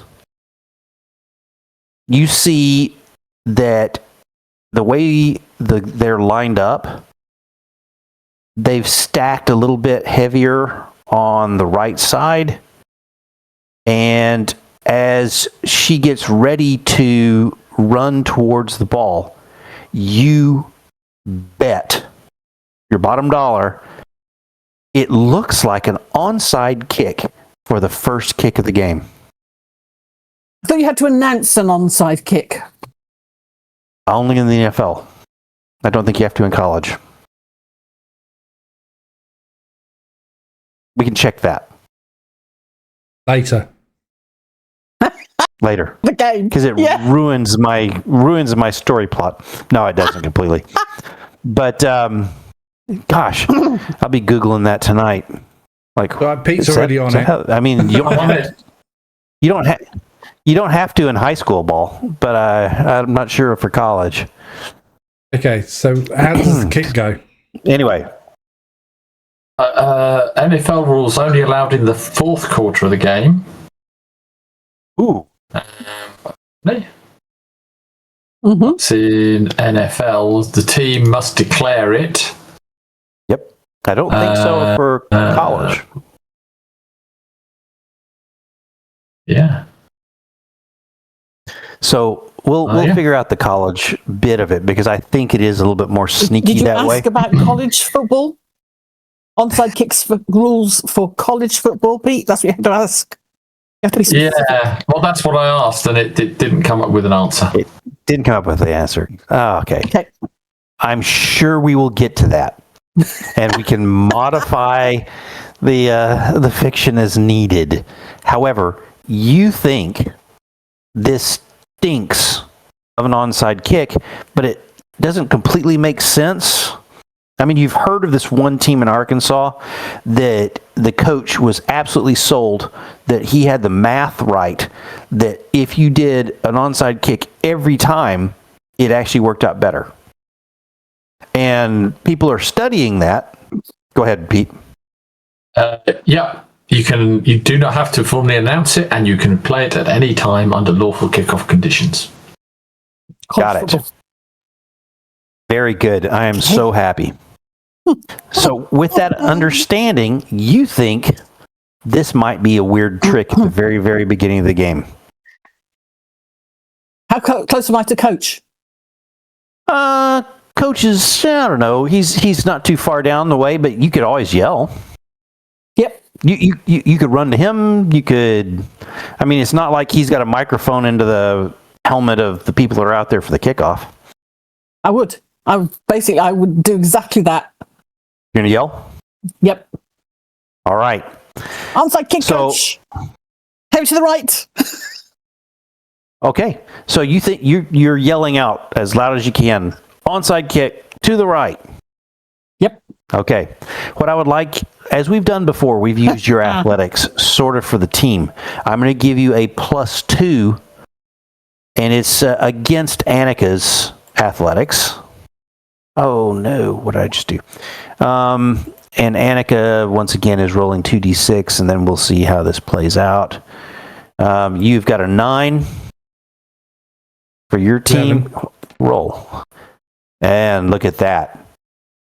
So that's not a 5. That is a 4. And, So what was the 2 and 1? No, it's not. It's a 3. It's a 2. So your team gets the ball handily. And you get a thumbs up from a couple of the players as they're getting up off the ball. And Annika looks over your direction. And I'm just going to point to my eyes and point to her and point to my eyes and point to her. And say, I got my eye on you, love. I got my eye on you. Okay, is this a test? Ooh, yeah, Intimidation. go for it. Go for it. Give me an intimidation. I don't have intimidation, which means it's going to be a unskilled roll. Here we come. No, you're intimidating her with your athletics prowess. No, that's fine. Yeah. It's unskilled. No, it's unskilled because I don't have intimidation. So it's there. It is. It's rolled. It's 7 and 3. Dildo. 3. I like it. And I think I'm gonna give her a D6 in spirit. We've got And all her stats written up. Why are you making it up? Because I didn't want to bother going all the way over there, but I can look up the stats. Oh my It's a gosh. D8. Listen to you. She's got a D8 apparently in spirit. She's got a D8 in spirit, even after I lowered all their stuff. Yep, you never lowered And her. I lowered the. You kept. Oh, I her didn't lower. No, I didn't completely- lower her. No, because you wanted to make Superwoman. sure she. Oh yeah, this is your competition right here. Yeah. Oh, I exactly. wish I could. I should have made a handout so I could throw her picture up for our viewers to see, because Annika's tough. So we will yeah. do a D8 Annika is a complete. beast. What's the word? What's the word for a ringer? She's a ringer. That's what she is. She's a ringer. Complete ringer. So a 3 and a 4. So the highest was a 4. So she looks at you, and you can see a frown develop on her face as she jogs back to the other side of the field. She's getting a minus. She's getting a minus. You on have, this one. yep, absolutely. You have nailed her. Well done, Rob. Okay. Yes. So that's the main thing that happens in the first quarter of the game, of the Ravens Cup, so to speak. So your team happily moves down the field from there into range for a short chip for a field goal. I'd need an athletics roll to knock that in. It's just from the 20. So you're going to be able to pop that baby right in, no doubt. No bonuses, no minuses. There you go. It's in. It's not beautiful, but it's perfect. You know, it's points. It's points. Very good. Points makes scoreboards. Absolutely. The rest of the quarter is a back and forth. And then we will move to... Okay. At the very end of the first quarter, your team finds itself at the 40, and they've stalled out. Chance throws a just stinker. It wobbles off to the side, and there's no chance for the receiver to get it. And you can tell he is just mad at himself. He's been playing pretty well. Coach goes, "You're in, Grace." And in goes the field goal team. It is at this one's at a -2, simply because of it's a fairly long kick. I'm going to use Benny. Okay. I think that's what my bennies are for today. My bennies are for the game. I Only think the they may game. be. Yep. Oh, this gets Another interesting. Benny. It's another Benny. Oh, God. That's fair Come enough. on, athletics. I'm proven or else. See, my athletics is getting tired. You're making me roll it and roll it and roll it. Doesn't like being rolled so many times. That's a success. Oh, no, it's not. It's not. -2. It's a -2. No, -2. Okay. Yet. Are you Those gonna do it again? bennies I'm just are going one more Benny. disappearing. Hey, This is the last bennies Benny. are for. Yeah. This is the last Benny. That's what If bennies you are don't for. roll now, it ain't rolling. Come on now. Come on. You'll be glad There of it that. is. There it is. Thank God for that. Jeez. You're glad of that academic assignment now. Got you an extra Benny. Yeah, absolutely. That's phenomenal. Okay, the long man. kick, phenomenal. And yeah, you How many times did I have? Did I have 3 bennies? I'd spend there. 3 bennies. Yes, you did. Bennies. It was a stressful kick. It was a stressful kick. You've kicked longer. You've proven that already that you've got the leg to make it go far enough. It was just the wind has been kicking up. This is not a closed top field, and it is swirling nicely in the inside. And Coach is sort of looking at the flag. There's flags many times at the top of the goalposts, and he's watching those too as he's going, maybe he shouldn't have put you out there, but you definitely did well and knocked it through. You guys are up 6-0. Hang on. Okay. 6-0. Hang on. Oh, yeah, 2 field goals. 2 field goals. Yep. 6-0. 6-0. We're up 6-0. Up. Well, they'll get one touchdown and that'll be turned around. Oh, that's all those bennies. How could you possibly think something like that would happen? Very How could good. I possibly? I expect a benny if you're doing that to me without a roll in. You get a polite nod from Annika as you're running off the field. And I politely nod back and smile. You can, and you see that's captured on the big screen up by the scoreboard. And there's a great fish. This is time for a roar from you and the fraternity. You see them nod at each other as you just kick the long field goal. Okay. Absolutely. Who are we roaring to, Annika or Gracie? Your call. You can either roar in some sort of thing for Grace, or you can roar, which would be if you guys do a persuasion score that's nice and high, that's great. If you roar against Annika, it's going to be contested and against her spirit and could make her do worse. I mean, I've already knocked her down 1 spirit point. Come on now. Come on, you can do me. You can do me the goodsies and start picking on her too. Come on. Start knocking her down. Okay. So I basically get the guys to get the vuvuzelas, and Nice. and then everyone from ETU that's there, and parents alike, all on our side, have got vuvuzelas down by their seats, and then we just go.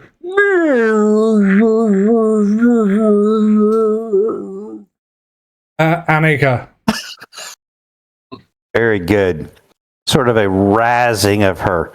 Go ahead and give me an intimidation roll, and then Come on, I will check her. What's her spirit? What's her spirit, Christine? I know you know. D8. I love it.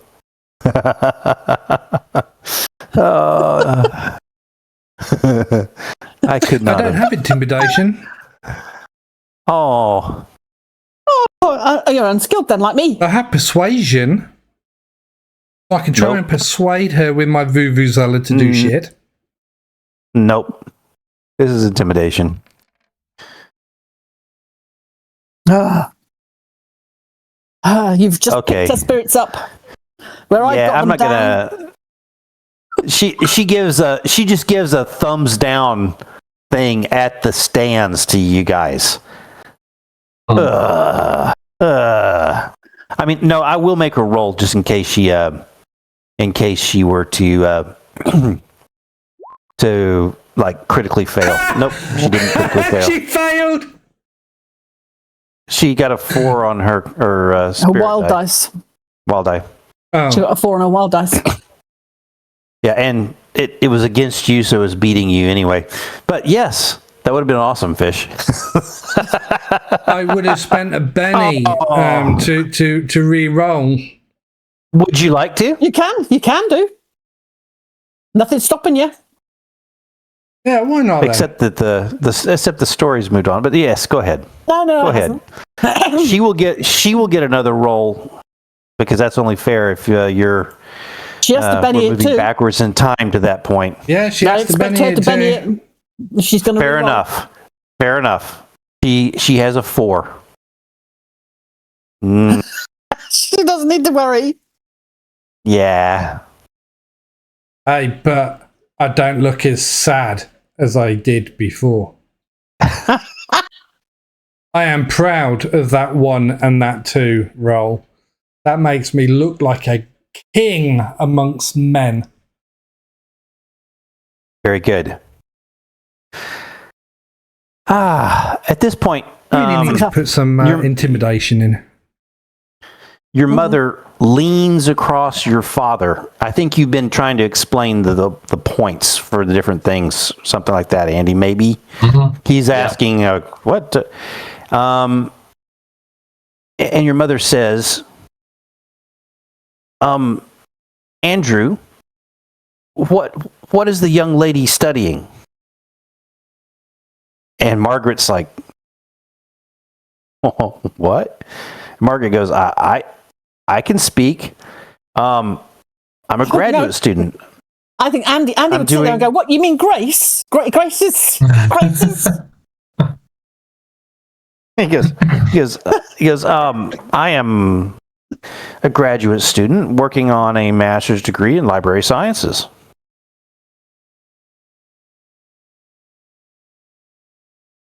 Your mother says, oh.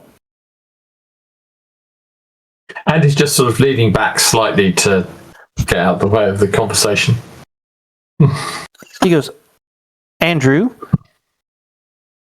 what do you think of this? At that point, Andy stands up and goes, Grace,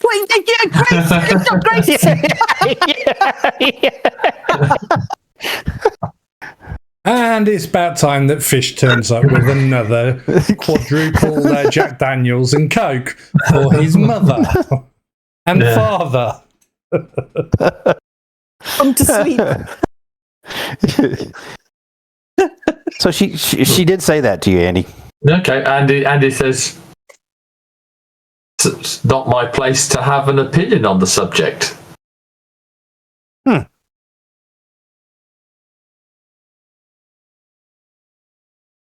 Oh, look, she says to your father.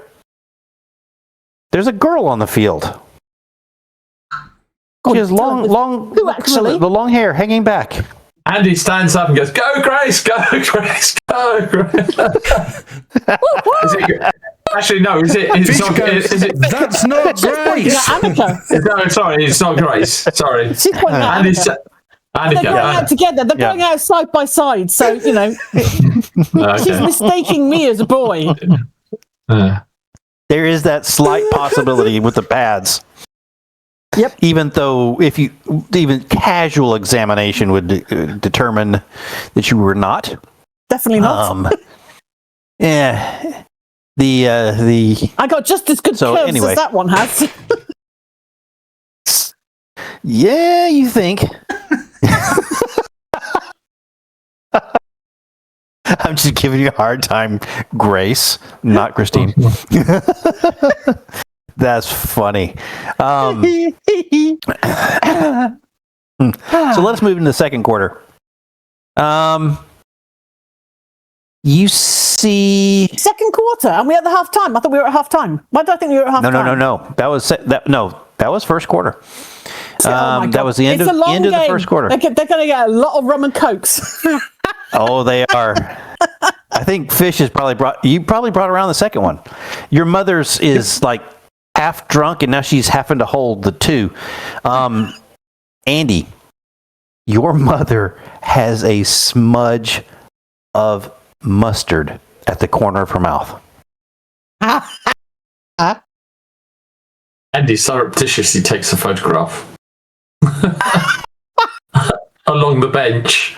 So basically, he sits there and he just sort of picks his phone up and just points it that way. Take a photo. You've never seen her in disarray, so that's a very interesting thing. Oh, I think Mother needs to roll a notice roll. Oh, that's true. Minus 2 for the JD. That's fair enough. So let's do that. We'll give I her reckon she'll be on a D4. Let's give her a She's D4. not more than a D4. More than a D4 for a notice. She's Okay. not Okay, a D6. D6. D6. D6. Let's give her a Come on. D6, and of course we should make her. I just clicked that by accident, and But she's we'll make her. well-educated. Yeah, We'll okay. make her a. I mean, come on, she's Andy's mom. She's got That's to a be a wild D8 card. you've just rolled for us, so that's, Oh, yeah, she's a that's wild a card. 3. There we go. Five. definitely a wild So a card. 5. So she got a 5. That's so she goes, oh, and it takes care of the problem. Oh no! To see if that was to see if Andy to see Andy says Andy take us taking the through picture. dishes, Oh, which is why Yeah. it should be at a That's- minus. that's at a -2. Then she'll fail. Very good. Actually, no. Okay. That's No, no, notice it should be a against mi- his. That's No, notice no, against take his it back, stealth. see? One. Make a This stealth is, No, roll. but- hang no, on, but yeah, but it's She's not had that many rum and cokes to give her a -2. It would be a No, -1 at most. it's going to be straight against Andy's stealth. There we go. So, Andy, are you satisfied with that? That she has caught you taking a picture of her? Well, no, it's as to say, I took a picture of Dad and her next, so it's a family shot. I'm just taking a picture of them at the game. So, Okay. So that instead turns into a persuasion roll against her notice. Okay. I'm not letting you talk it completely out. There you go. No, it's 5 and 5. Oh no, she's gonna Yes, notice. But players always win. No, Players they don't. always win. No, they don't. They Yeah, when it's No, a they tie. don't. No, they don't. I think they do. Let's die. No, they don't. No, they don't. No, they don't Talk to me. always win. No, No. they don't. They should. Okay. They don't. We I didn't, think- we didn't win out against the vampires when it was matched. I think right now we should not investigate all of that stuff because your dean might be in trouble. But instead, we will just say that your mother she smiles for the picture, which makes it even funnier to you as your dad leans in. Very good. You now have that picture. And your mother goes, should we take a picture of you and what's her name?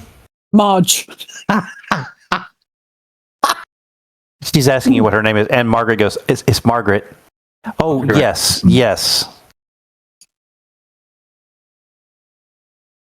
Look friendly. She's got her phone out, and she's struggling to try and get the camera open. And she goes, "Oh, you're gonna have to do this." And she hands the phone over to your father, and he looks at it for a minute, and he's messing with it, and it's getting awkward as you guys had leaned in and all. And he goes, "Oh, here we go. Here we go. I've got it now. Oh no, this is a video. Stop. This is a video." Andy, He's can videoing his you set feet. it up for a photo? I'll do it. Yeah, Andy'll do it. What are you talking about? You're over with the... You're over with your... Yeah, you know full Fraternity well brothers. his eyes are nowhere but watching your mum and dad. He's constantly jumping over to help out. Honestly. He's having far I'm too much getting them fun drunk for you. interfering. So, Andy, you set up the phone. He takes the picture. He goes, "Oh, that's really nice. We'll keep this." And your mother just goes, "Yeah," and hands the phone back to her. Mm-hmm. Yeah. And let's move to the next act here. As the second quarter is going on, we get to a situation. Oh boy. I The am not having a bit of pennies for this game. the ETU lines up for a short field goal. Oh boy. You are 15 yards out and could not convert. They've got a freaking massive middle linebacker. I mean, when I say massive, it's not he's huge. It's just the guy he's everywhere. He's a ringer. That's all the ringers in this team. Well, he's the wild card on their defense, and that kid is ridiculously dangerous. And he, when someone's missing a tackle, he's there. When there's a short pass out from Chance, he is dropped back and is batting it down. If there's a sack on Chance, which has happened multiple times, it's this guy coming in on a blitz. And when I say this guy, I mean... I want to see the rolls. I want to see the rolls. Oh, come now. This is not Cole. Nathan Caldwell. The last name on the back is Caldwell, 44. Middle linebacker. And this guy is a bit of a beast. He turned into you guys... He's a ringer. So Coach calls you over. Coach calls you over. Should be on the NFL. Yeah. Coach calls you over and goes, hey, here's the deal. We've practiced this before. I'm going to, it's only 4 yards to the first down. I'm going to have the holder. What's his name again? John Byers. He was the first one you ever created. Gosh darn it. First guy you ever created. Yeah, I know. I'm going to have Byers pick the ball up and sweep left. I want you to drift right, just like you're getting out of the way of the play. He may pass it back to you if it looks like there's a chance. I'm getting flattened. Okay. With that, the play starts, and you guys are all watching this as the snap from Koa goes to, as soon as the holder gets it, he just stands and starts sprinting to the left. And you can see Grace drifting to the right in a slow arc towards the line of scrimmage. The defense collapses towards where John's going, except for someone who's sussed the play and is coming your direction in a hurry, Grace. I want to see him roll. I want his athletics roll. Get me an athletics roll on there from him, please. Oh, yeah. I want to see his... We'll get there. I had to make an athletics roll to know what she was doing. I want to see his athletics roll to tell me that he knows what I'm doing. Come on. Let me see that 4, at least. I expect to see a 4. Is that what you're desperately his in athletics need of? is D8. Let me see it. Come on, roll a D8. If you feel like that. Was he? Is the wild card as well? I will give that to you, Grace. No, I want to see the roll. I will give that to you. Oh, we've gotten ourselves a Hey. Look at this. So 8. Look at that. So yeah, he knows where I'm 12. going. Oh 12. yeah, he is. He knows where I'm going. He knows where I'm going. Thank you for adding that little bit of color. Exactly. Because yeah, he is moving very rapidly your direction. You see John turn, look your direction. He is going to be it doesn't look like he's going to make that little 4 yards he needs for the first down. Yep. He looks back, he's got to go all the way cross field with the throw, which sets up a possible interception. He is... Let's think about this. Do you think John at this point would throw the ball? Or do you think he's going to just tuck it down and try and run? What do you think?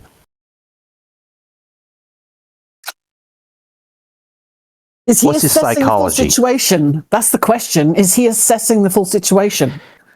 You know, yeah, we've done John Byers as best as he can. I mean, it's snap. You're looking through what little room you've got, looking out of your helmet. He's running with the ball. There's people coming at him. He sees you. You're wide open. And this has worked before. Nope. That's what he's been told to go for. He's going to throw it. If he thinks I'm wide open, he's going to go for it. As we talked it through, I think so. I think I'm going to give him an athletics roll to make it come towards you. I don't have him up, so I will give him an 8 as well. Does that sound fair? That sounds fair. There you go.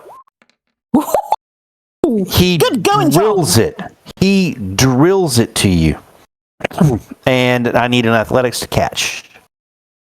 Yep. This is where we fail, unfortunately. No. How could that be? There you go. There you go.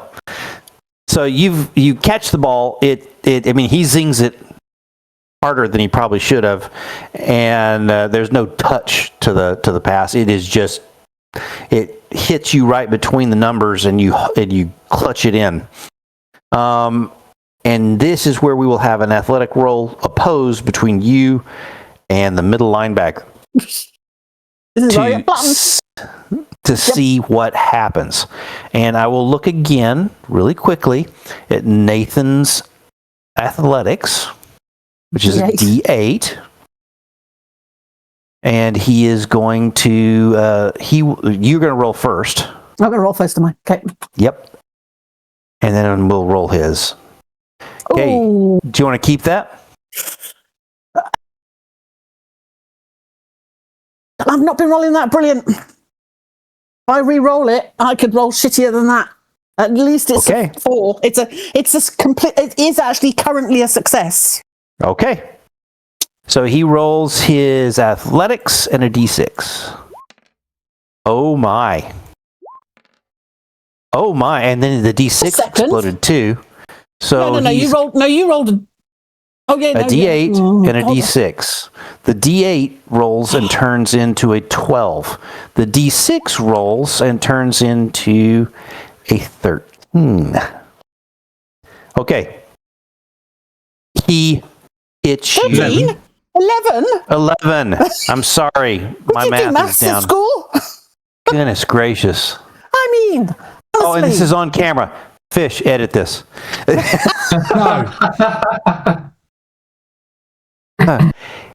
He plows you. Get to that. I mean, you can almost feel like your feet are coming out of your shoes, your cleats, as he's got you standing, waiting to catch the ball, where he can just hit you as hard as he possibly can as soon as it gets to you.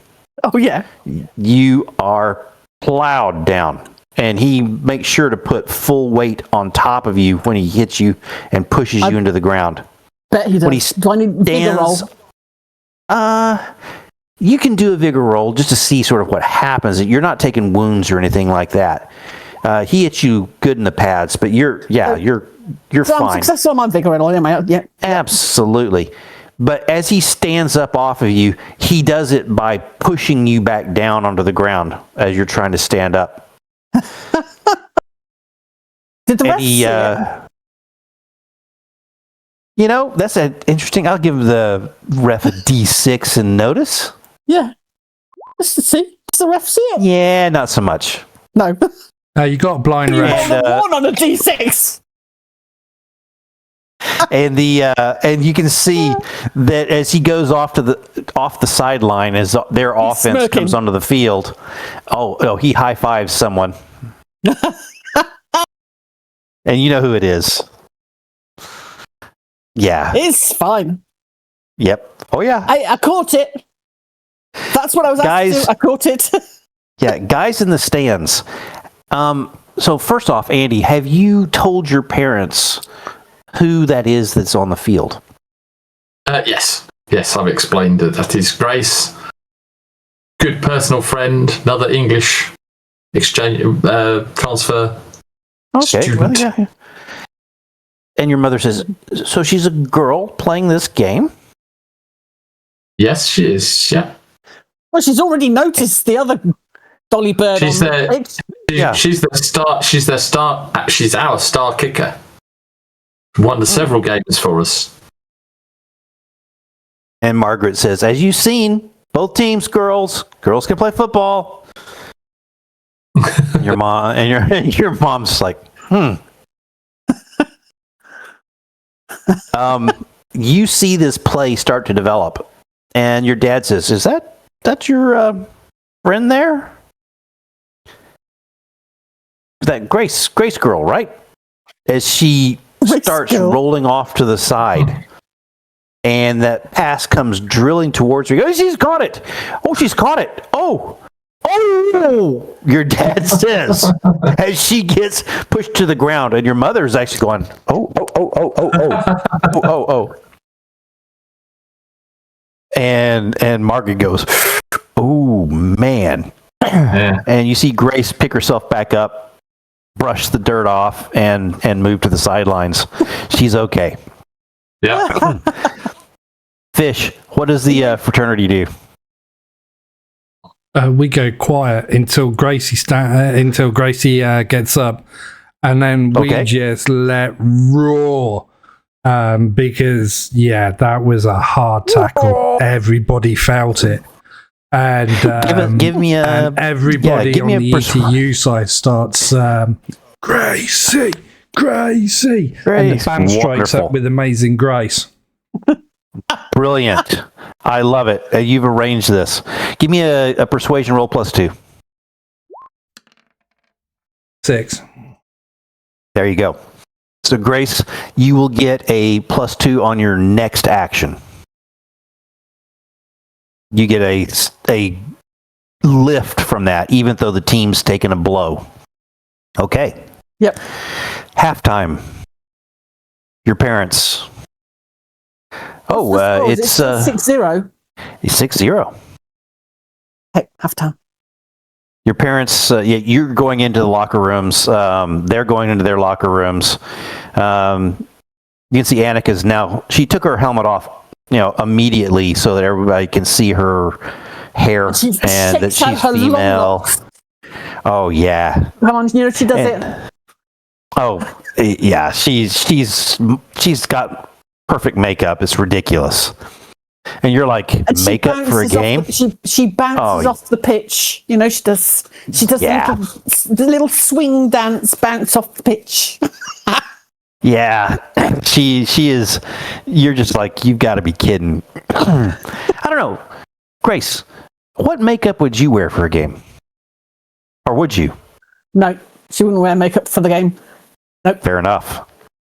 Yeah, you can definitely tell that she's got the eyeliner. She's got the conceal. She's got it. Yeah, it's all going to be down her face by the end of it. She's going to look like a clown. If she ever breaks a sweat. The only makeup Grace would be wearing would be black. Yes, lines I love it. The black bones. Absolutely. You mean like Annika's got on her picture? Because that's exactly what she's got on her picture. Got no makeup on there. Yeah. So you're trying to make AI generated art mean something. Come on. In the picture, she looks like a football star. What you're describing is a dolly bird. No, she's not a dolly bird. She just is. She's not. She's put together, and she is. It bothers you slightly that she seems to be so. I don't know that it doesn't bother you because Grace doesn't bother about those sorts of things. Yeah, I would not speak for your character. Exactly. She is. It would not put her off in any way, shape, or form. Very good. She's seen it all on the English football team where she's playing against a team of girls with a team of girls. Yes. She's seen all of that. It's just, she brushes her shoulder. It's just not even settling. That's wonderful. And you're winning. Andy, your group of people are looking around. Your father says, is it over? Yes, let's do that. Oh, I've just seen that now. Yep, it's time for woo boy. It's time for the 9:20 break. We're back from our brief pause, and I would like to start it with a notice roll from Andy. And you're going to have to tell me what it is because I'm covered up with about 10 different things. Holy cow, 28. He hasn't made it yet. Nope, he's still almost there. Is he there? Yeah. What's he staring at? Nope. Is he paying any attention to us at all? Andy? Give us a blink of the eyes if you hear us, Andy. Can you hear us? Can you hear us, Pete? Yeah. Nope. Sorry. Have you rolled? Have you Have you rolled? rolled? Can you please roll a notice roll? Notice one. Sorry. What were you That reading? was Come so on now. polite, Mr. GM. If it was I know. me, you would have said, "Oi, deaf bollocks." Okay.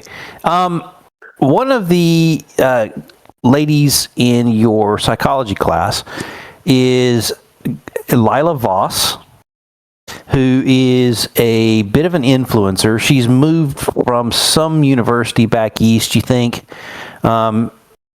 Striking young lady.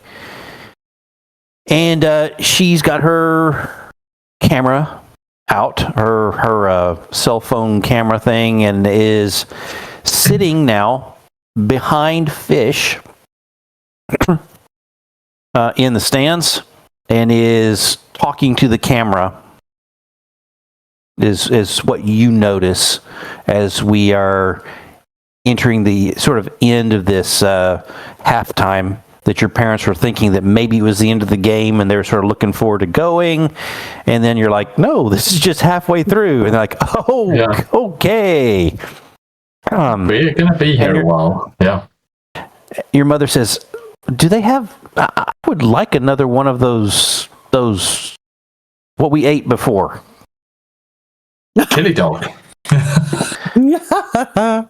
Okay, they're coming around. Are they yeah. going around the stands? Yeah. We'll get rid of the chili dog. Very good. Your dad's like, think I'm fine. He sort of pets at his stomach. Drinks? Young lady? She goes, oh, I think I'm fine. And he goes, Andrew? No, I'm good, thanks, Dad. Very good. I know. Andy, Dad. when you first got here, when you first got here, God. the grease and the oils and it takes a toll. Until your body's used to it, it can be a running mess. Yes, and you're suspecting that both your parents are going to spend significant time tonight with the porcelain god. Yeah, maybe not praying to it, but yeah. Your mum might be if she has a second dog. Yeah. Oh, and the drinks that Fish has been giving her. She's gotten a little bit. She has gotten a little bit louder as the events have gone on. Come on, by the end of the game, I want you two to have achieved the fact that she stands up and he shouts out, "Grace, go, Grace, go!" It could happen. Mission accepted.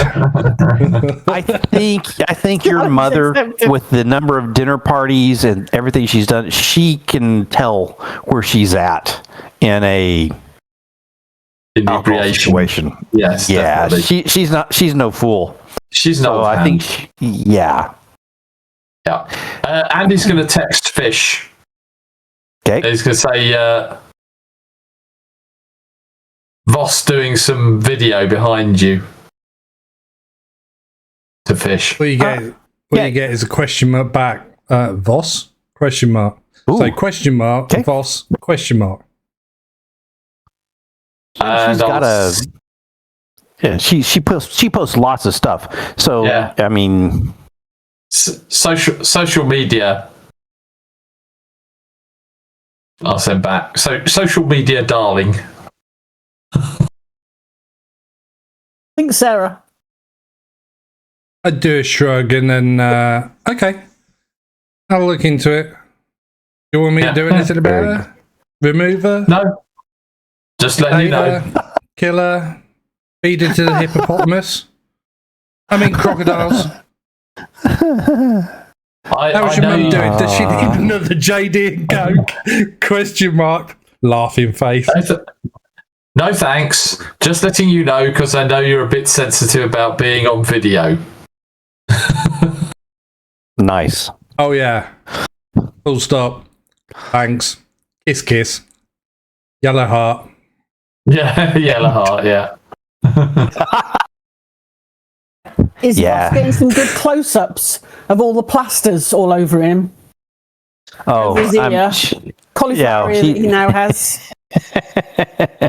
She's getting some good video of the. It looks like what she's doing is she sort of has it where her face is in it, and of course it's up a little bit, and it's pointing towards where the fraternities are and how they're having fun, and she's giving a monologue about the football game and the fraternities having so much fun. Okay. With that, kickoff time and the game starts back up. Third quarter. Okay.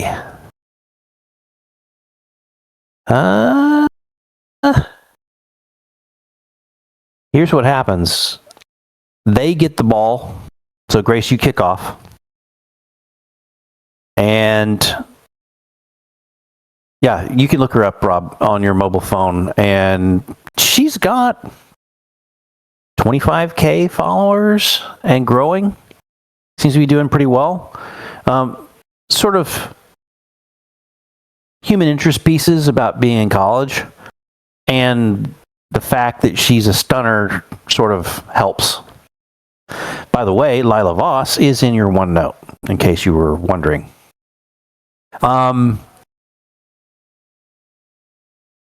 You kick off, they move down the field. They get stalled out about the 20, Grace.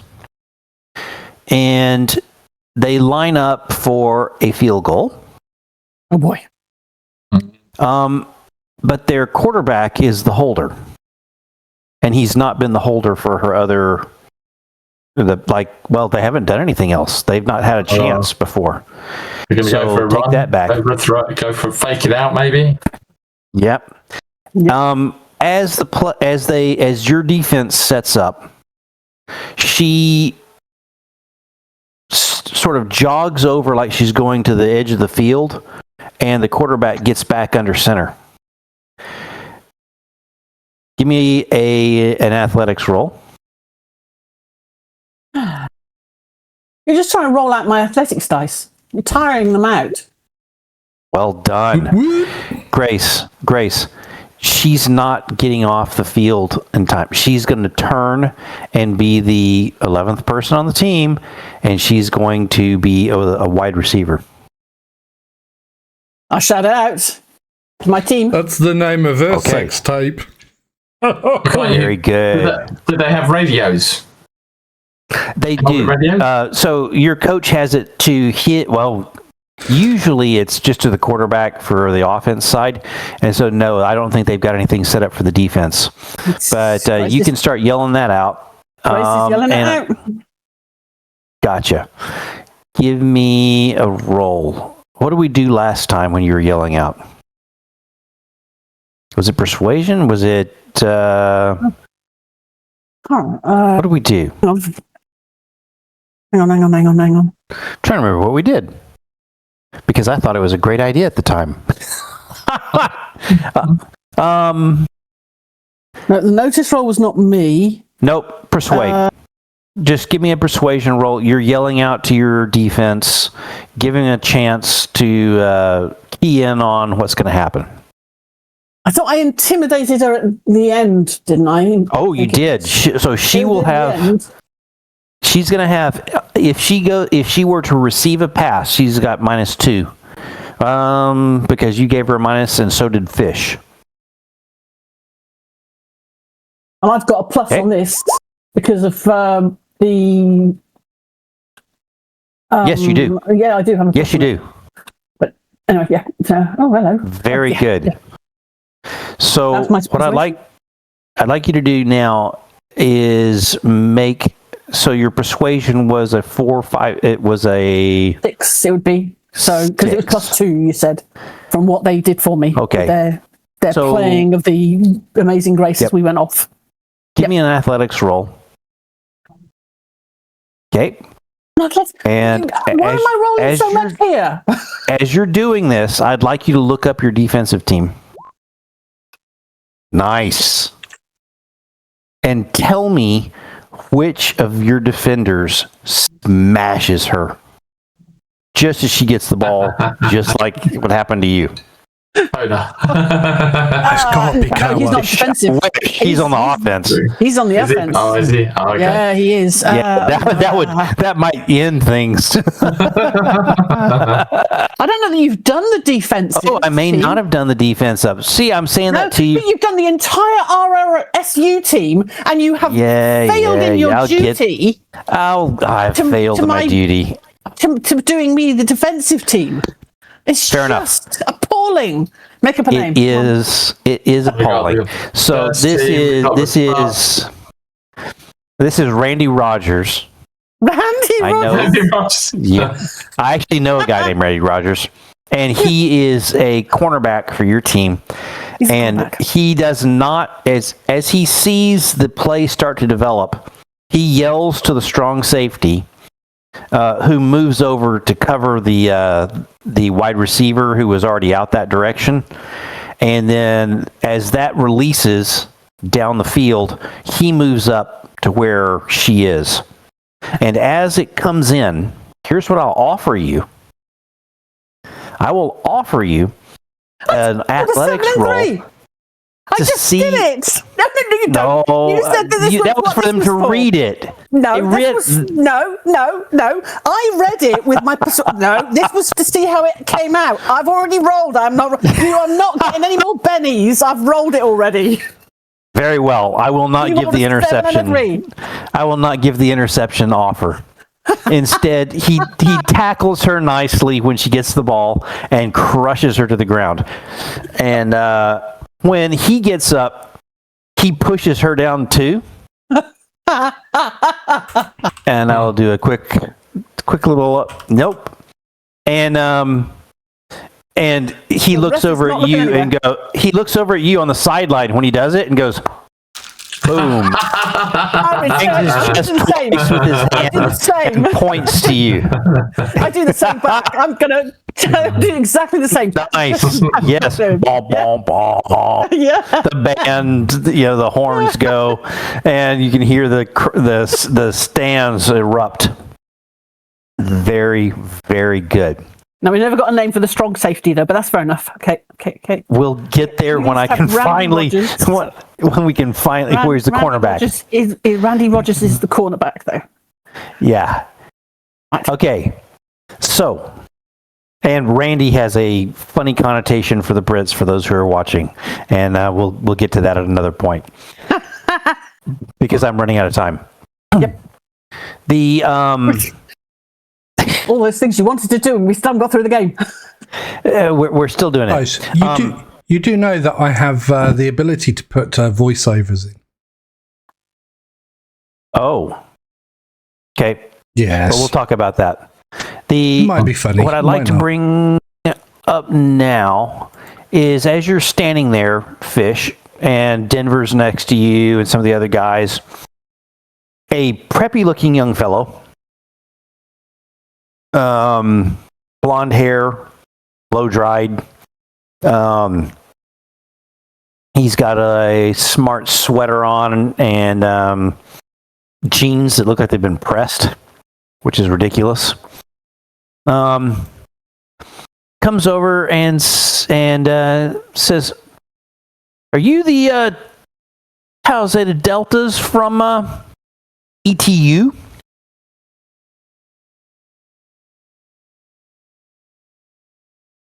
I look down at my naked painted body. He looks at you and goes, Yes. "It was a bit of a rhetorical question. I'm Marcus Hale. I'm president of the Tau Zeta Deltas from RRSU." Who's RSU? RRSU. This is the team we're playing. The other team. Yeah. You inebriated monkeys. Listen. I offer you a simple wager. I think we're going to come back. If we win, if we win, simply, you guys pay for, host, and set up a party at our school. And if not, we'll do one for you guys. Fair enough? Let me think about this. And I punch him. It depends if the dean plays fair and actually rolls. You punch him? Yeah, I'm square in the face. Fucking monkeys we are not. Now fuck off. Monkeys. Okay, so you have whacked him. He goes, "What the hell? Just trying to be friendly, man." You're not being friendly if you call somebody a monkey. Give me you're going to give me a damage roll too, because it might not be that he's just taking it like that. He might just be knocked down. He needs to first of all give an intimidation roll because of his monkey's comment. Boy, Christine, you're getting good at this. Oh, that is true. I'm determined that the dean has to start spending some of those damn bennies. I saw it for exactly what it was. It was just a cheap shot. So I'm still having my cheap shot. I kind of like put my hand up here like this, and I go, let's think about that, and then bang. Grace has been teaching me some moves, man. And with that, I just roll a strength, don't I? Completely soccer hooligans, I tell you. No, because if I was a soccer hooligan, I would have chinned the bastard. I would have grabbed hold of him and went pooh on his nose. But you did not. That's good of you. Denver's like, wait, fish! And then your punch goes in. Go ahead. Yeah, I'm trying to roll the fucker. Oh, there you go. And I'm not pulling Very good. No. He sits down hard and he's like, oh, and he's bleeding. And now Denver goes, to sleep. Go fish. And Denver goes, you still want that bet? He goes, dudes. His blood's running down. He goes, dudes, we're, same fraternity here. No, we're not. Really? He says, do you see us going? Do you see the ETU fraternity going around calling people monkeys? Is that how fraternities work? They have like chapter houses in different universities. Yes. Oh, really? Yeah. All over the country. In fact, the big ones like the Fijis or something, it's all about connections afterwards. Right? Yeah. If you're a Fiji or if you're an SAE or whatever, you've got this whole list, and they've got all the famous people who have come through their organization, blah blah blah. But the whole idea is you're supposed to be able to get out someday and be trying to get a job and go, hey, we're both TZD guys, right? Yeah. Show off your ring. Yeah. So that's the concept. Shows up his ring. What? Terrible. Terrible. So I say to Dominguez when he says that, I go, sorry, dude, I didn't realise. I just thought that he was being a twat. Brit. That's the Englishman in me. No, fish. I'm so sorry. Fish. He was being a twat. No disrespect. Look, man. When you call us monkeys, that means something to my fish brother here. That's what they call people from the north in England. They call them northern monkeys and stuff like that. And that's like the worst thing ever. We don't call them monkeys. We don't call them northern monkeys at all. What? Where did you hear that? I've heard that. Oh, I've heard that. I have physically heard that. Yes. I'm an English person. Yes. Talking about the northern monkeys. Oh yeah, and they were not talking about this. They weren't talking about Leeds. They were talking about anything north of London. Okay. Yeah. The absolute worst I've ever heard for the monkey is people of colour. It's a racial slur. And yeah, that doesn't fit with because no, and how we would do it, how you would do Hispanic. it. No, Not taking that. So, you're taking so that. I just straight up. I don't think Dominguez takes it that way, but you take care of it for him. Fair enough. Yeah. And he goes, look, okay, bet still stands. You guys want to play it out? That's fine. I get it. And he stands up and walks off. It's your house. If you want to take the bet, personally, I wouldn't. He goes, dude, free party. Okay, Fish, give me a persuasion roll on whether you con Dominguez into not taking the bet. I'm wasting too much time on this. I need to move forward because I'm running low. Okay. He says, fine. No, we're not taking the bet. We're going to beat you guys fair and square. But tell you what. He looks down. He goes, when's our next free time? Come spring, we'll organize a joint party. We'll do something good. The guy goes, okay, and he heads off and he looks back at you, Fish. But that is how we will leave it. That's how we will leave the that particular group. Fish is now a marked man from the RRS. Okay. From the RRSU my own fraternity brotherhood throughout the whole of the North United States. Yeah. Raccoons, okay, throughout the whole of the United States. I'm doing well here, aren't I, guys?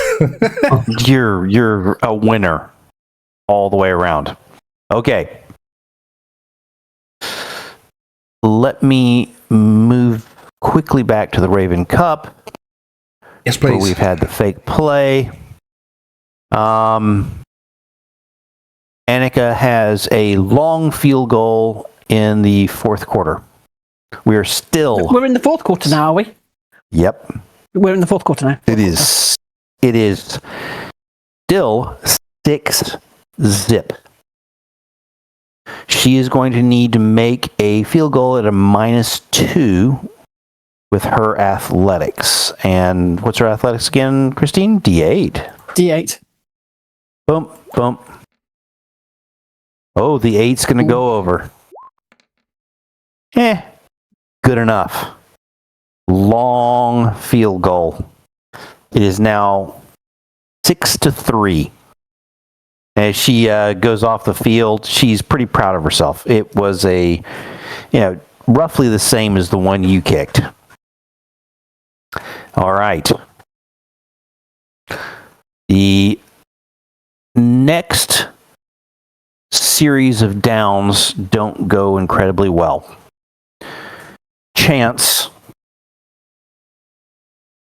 throws an interception. Randy Rogers. I want to see the roll. There's some narrative that's allowed. You don't have to roll for every NPC. You made me roll so much for what has happened to Goodness us. I want to see the roll. If you're going to be saying we're stuffing up on things, I want to see the roll. We've got his character sheet. Are we going to roll his athletics, shall we? Yes, please. Can you do it from there? Do we have a character sheet for him? Yeah. Yes, we do have a character sheet for him. Is it D8 as well, isn't he? There's genuinely a character sheet for him. Yes, there is. Right, his athletics. Okay, I'm just getting to it. Hang on. Let me roll his athletics for you. Oh my word! There you go. All of you watching this, see my joy here. There's as his I'm trying to. There's his character sheet. Well done, a 7. Okay, so we shall see what the cornerback does. Actually, D6. So ignore the D4. Nice. Okay. He doesn't throw an interception, but he catches the guy, puts it down, and the other team takes over and moves the ball down the field. And as such, they sadly gain a touchdown. Hang on a second. No. Hang on. What? Chance managed. He got a 7. He's a wild card. He got a 7.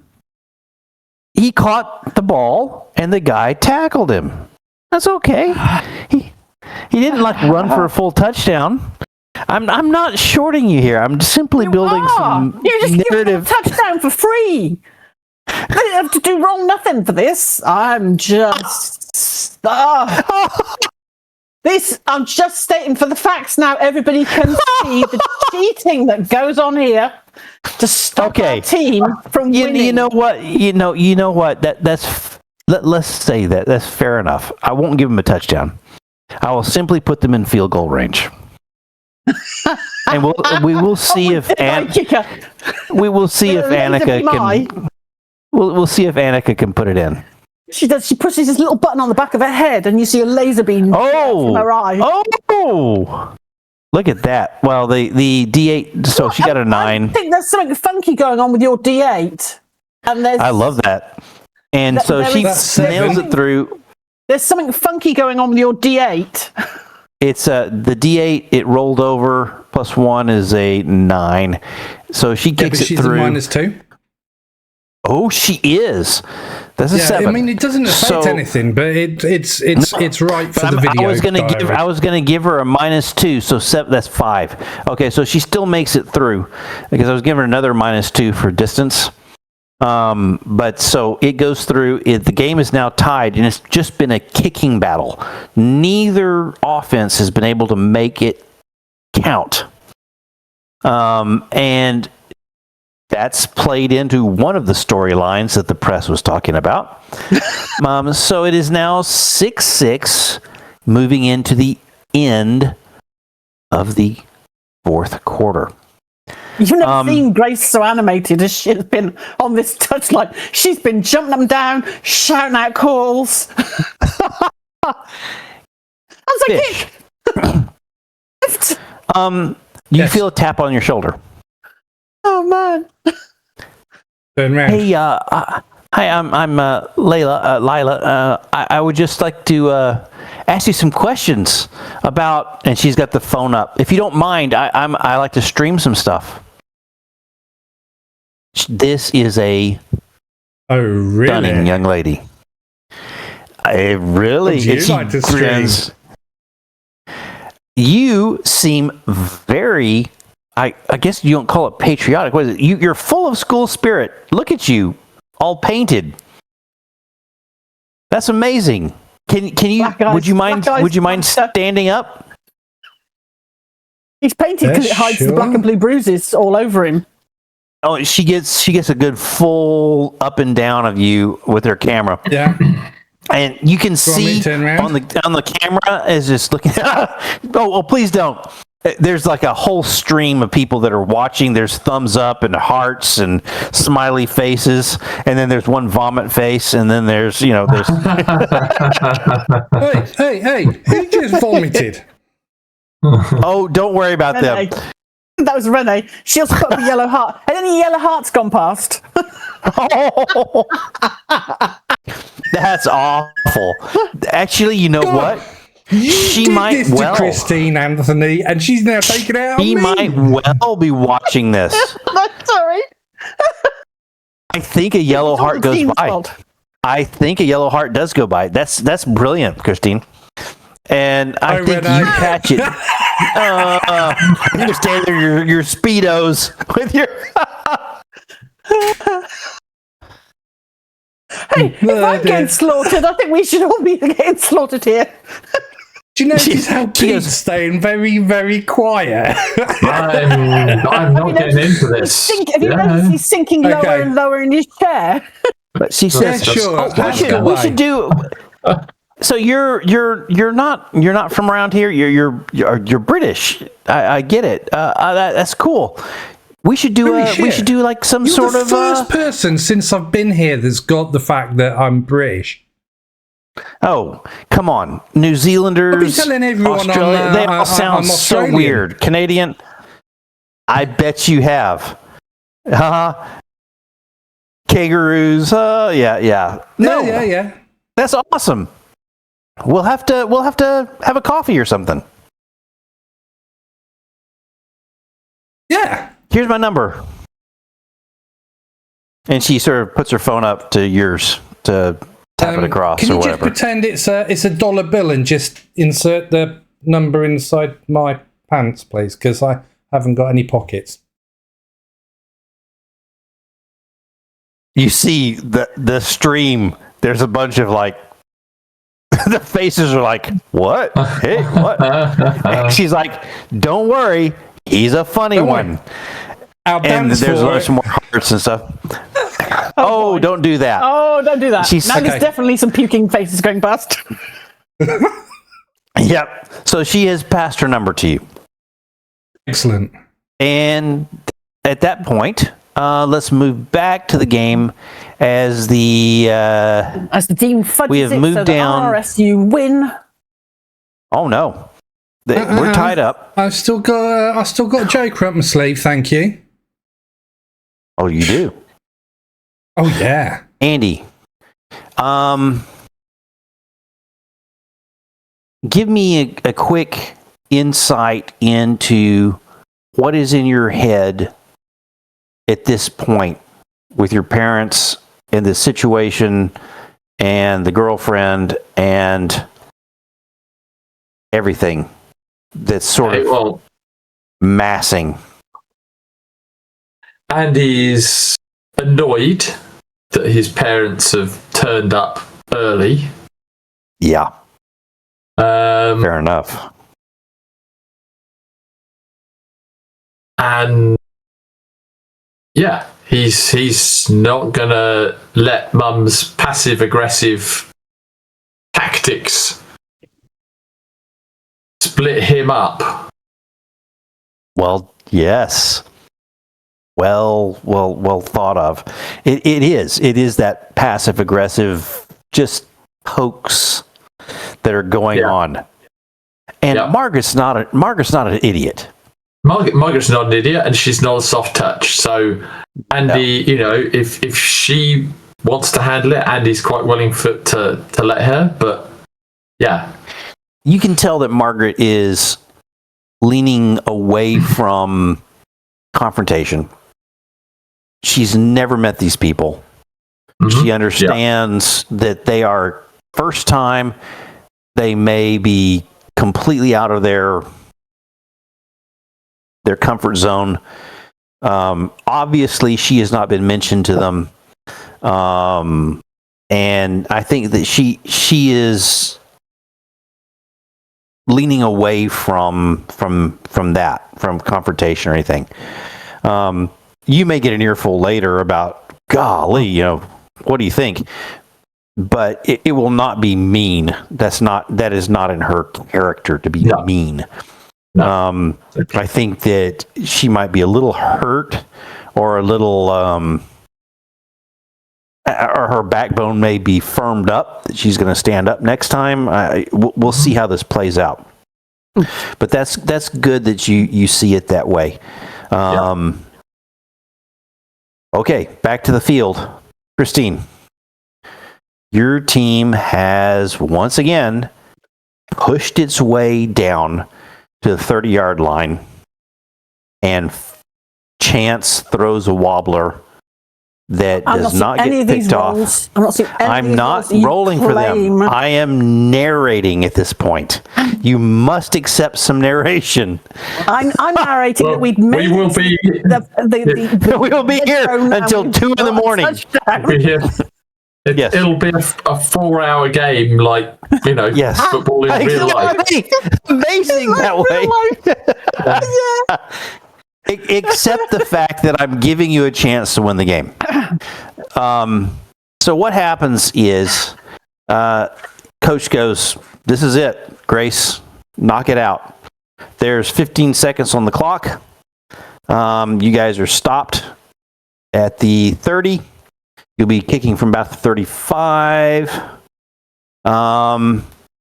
You can see that mean old middle linebacker lining up. The ball is snapped. It's a clean gather. He spins the ball. You can see the laces turn away, turn wherever it is they're supposed to go. He's spun the ball. He's set it. He's got the tilt right. But what you do see as you're looking at it and focusing, you can see that their middle linebacker, was it Caldwell? Nathan Caldwell, yeah. He has timed his jump perfectly. You have taken 2 steps towards the ball. If you kick it exactly as you had planned, he's going to hit it. You've got to make a last second, desperate, slight change to your kick at a -4. Hang on. Excuse me.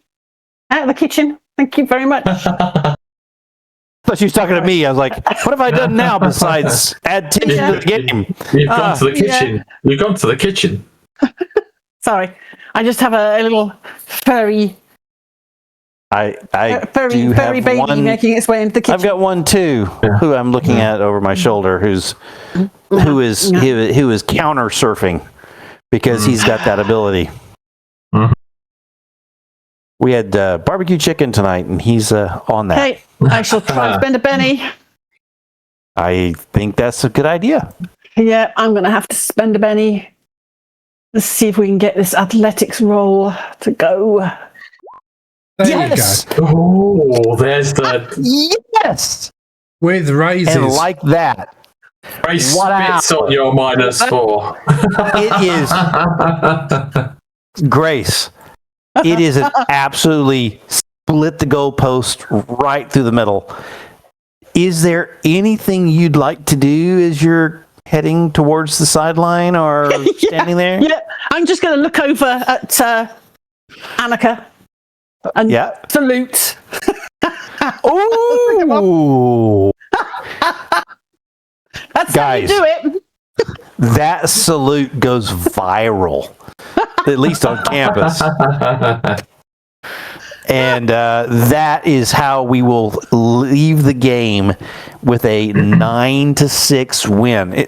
It's a very boring game by some people's standards. There's no touchdowns, but it was a desperately fought defensive game. And just getting within range for a decent field goal was a big deal.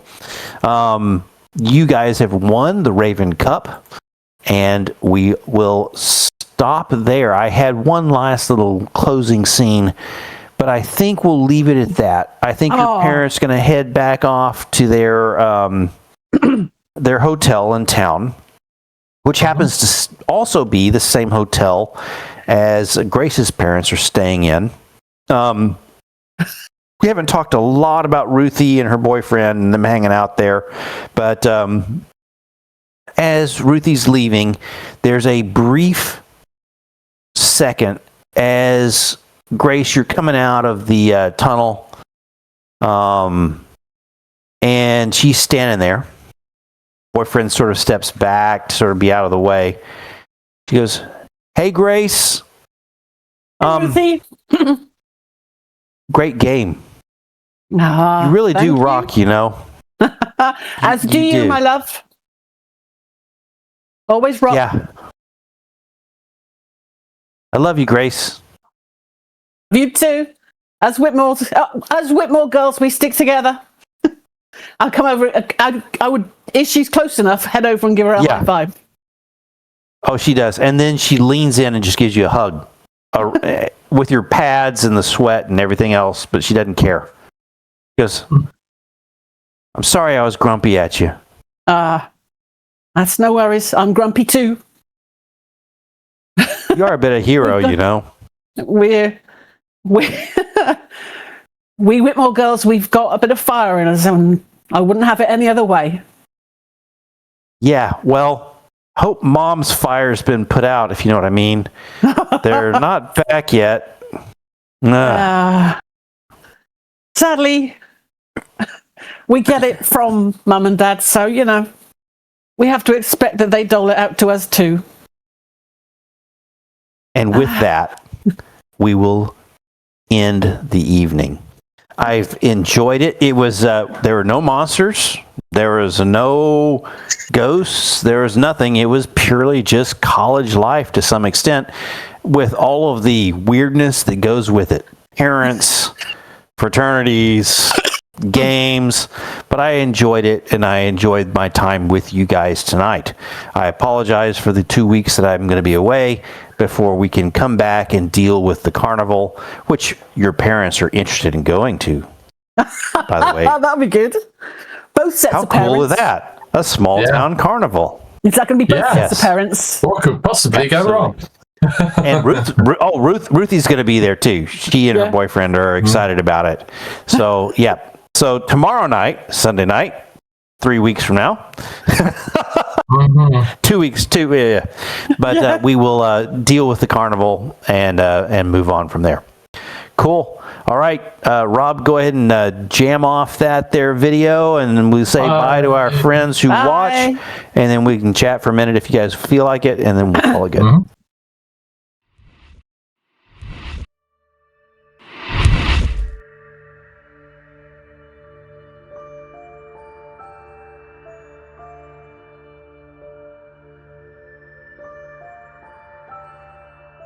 If you got all the way to the end, we appreciate your support. Thank you for watching the NVRA whilst we bring you content of different games. If you like what we have done, please like and subscribe.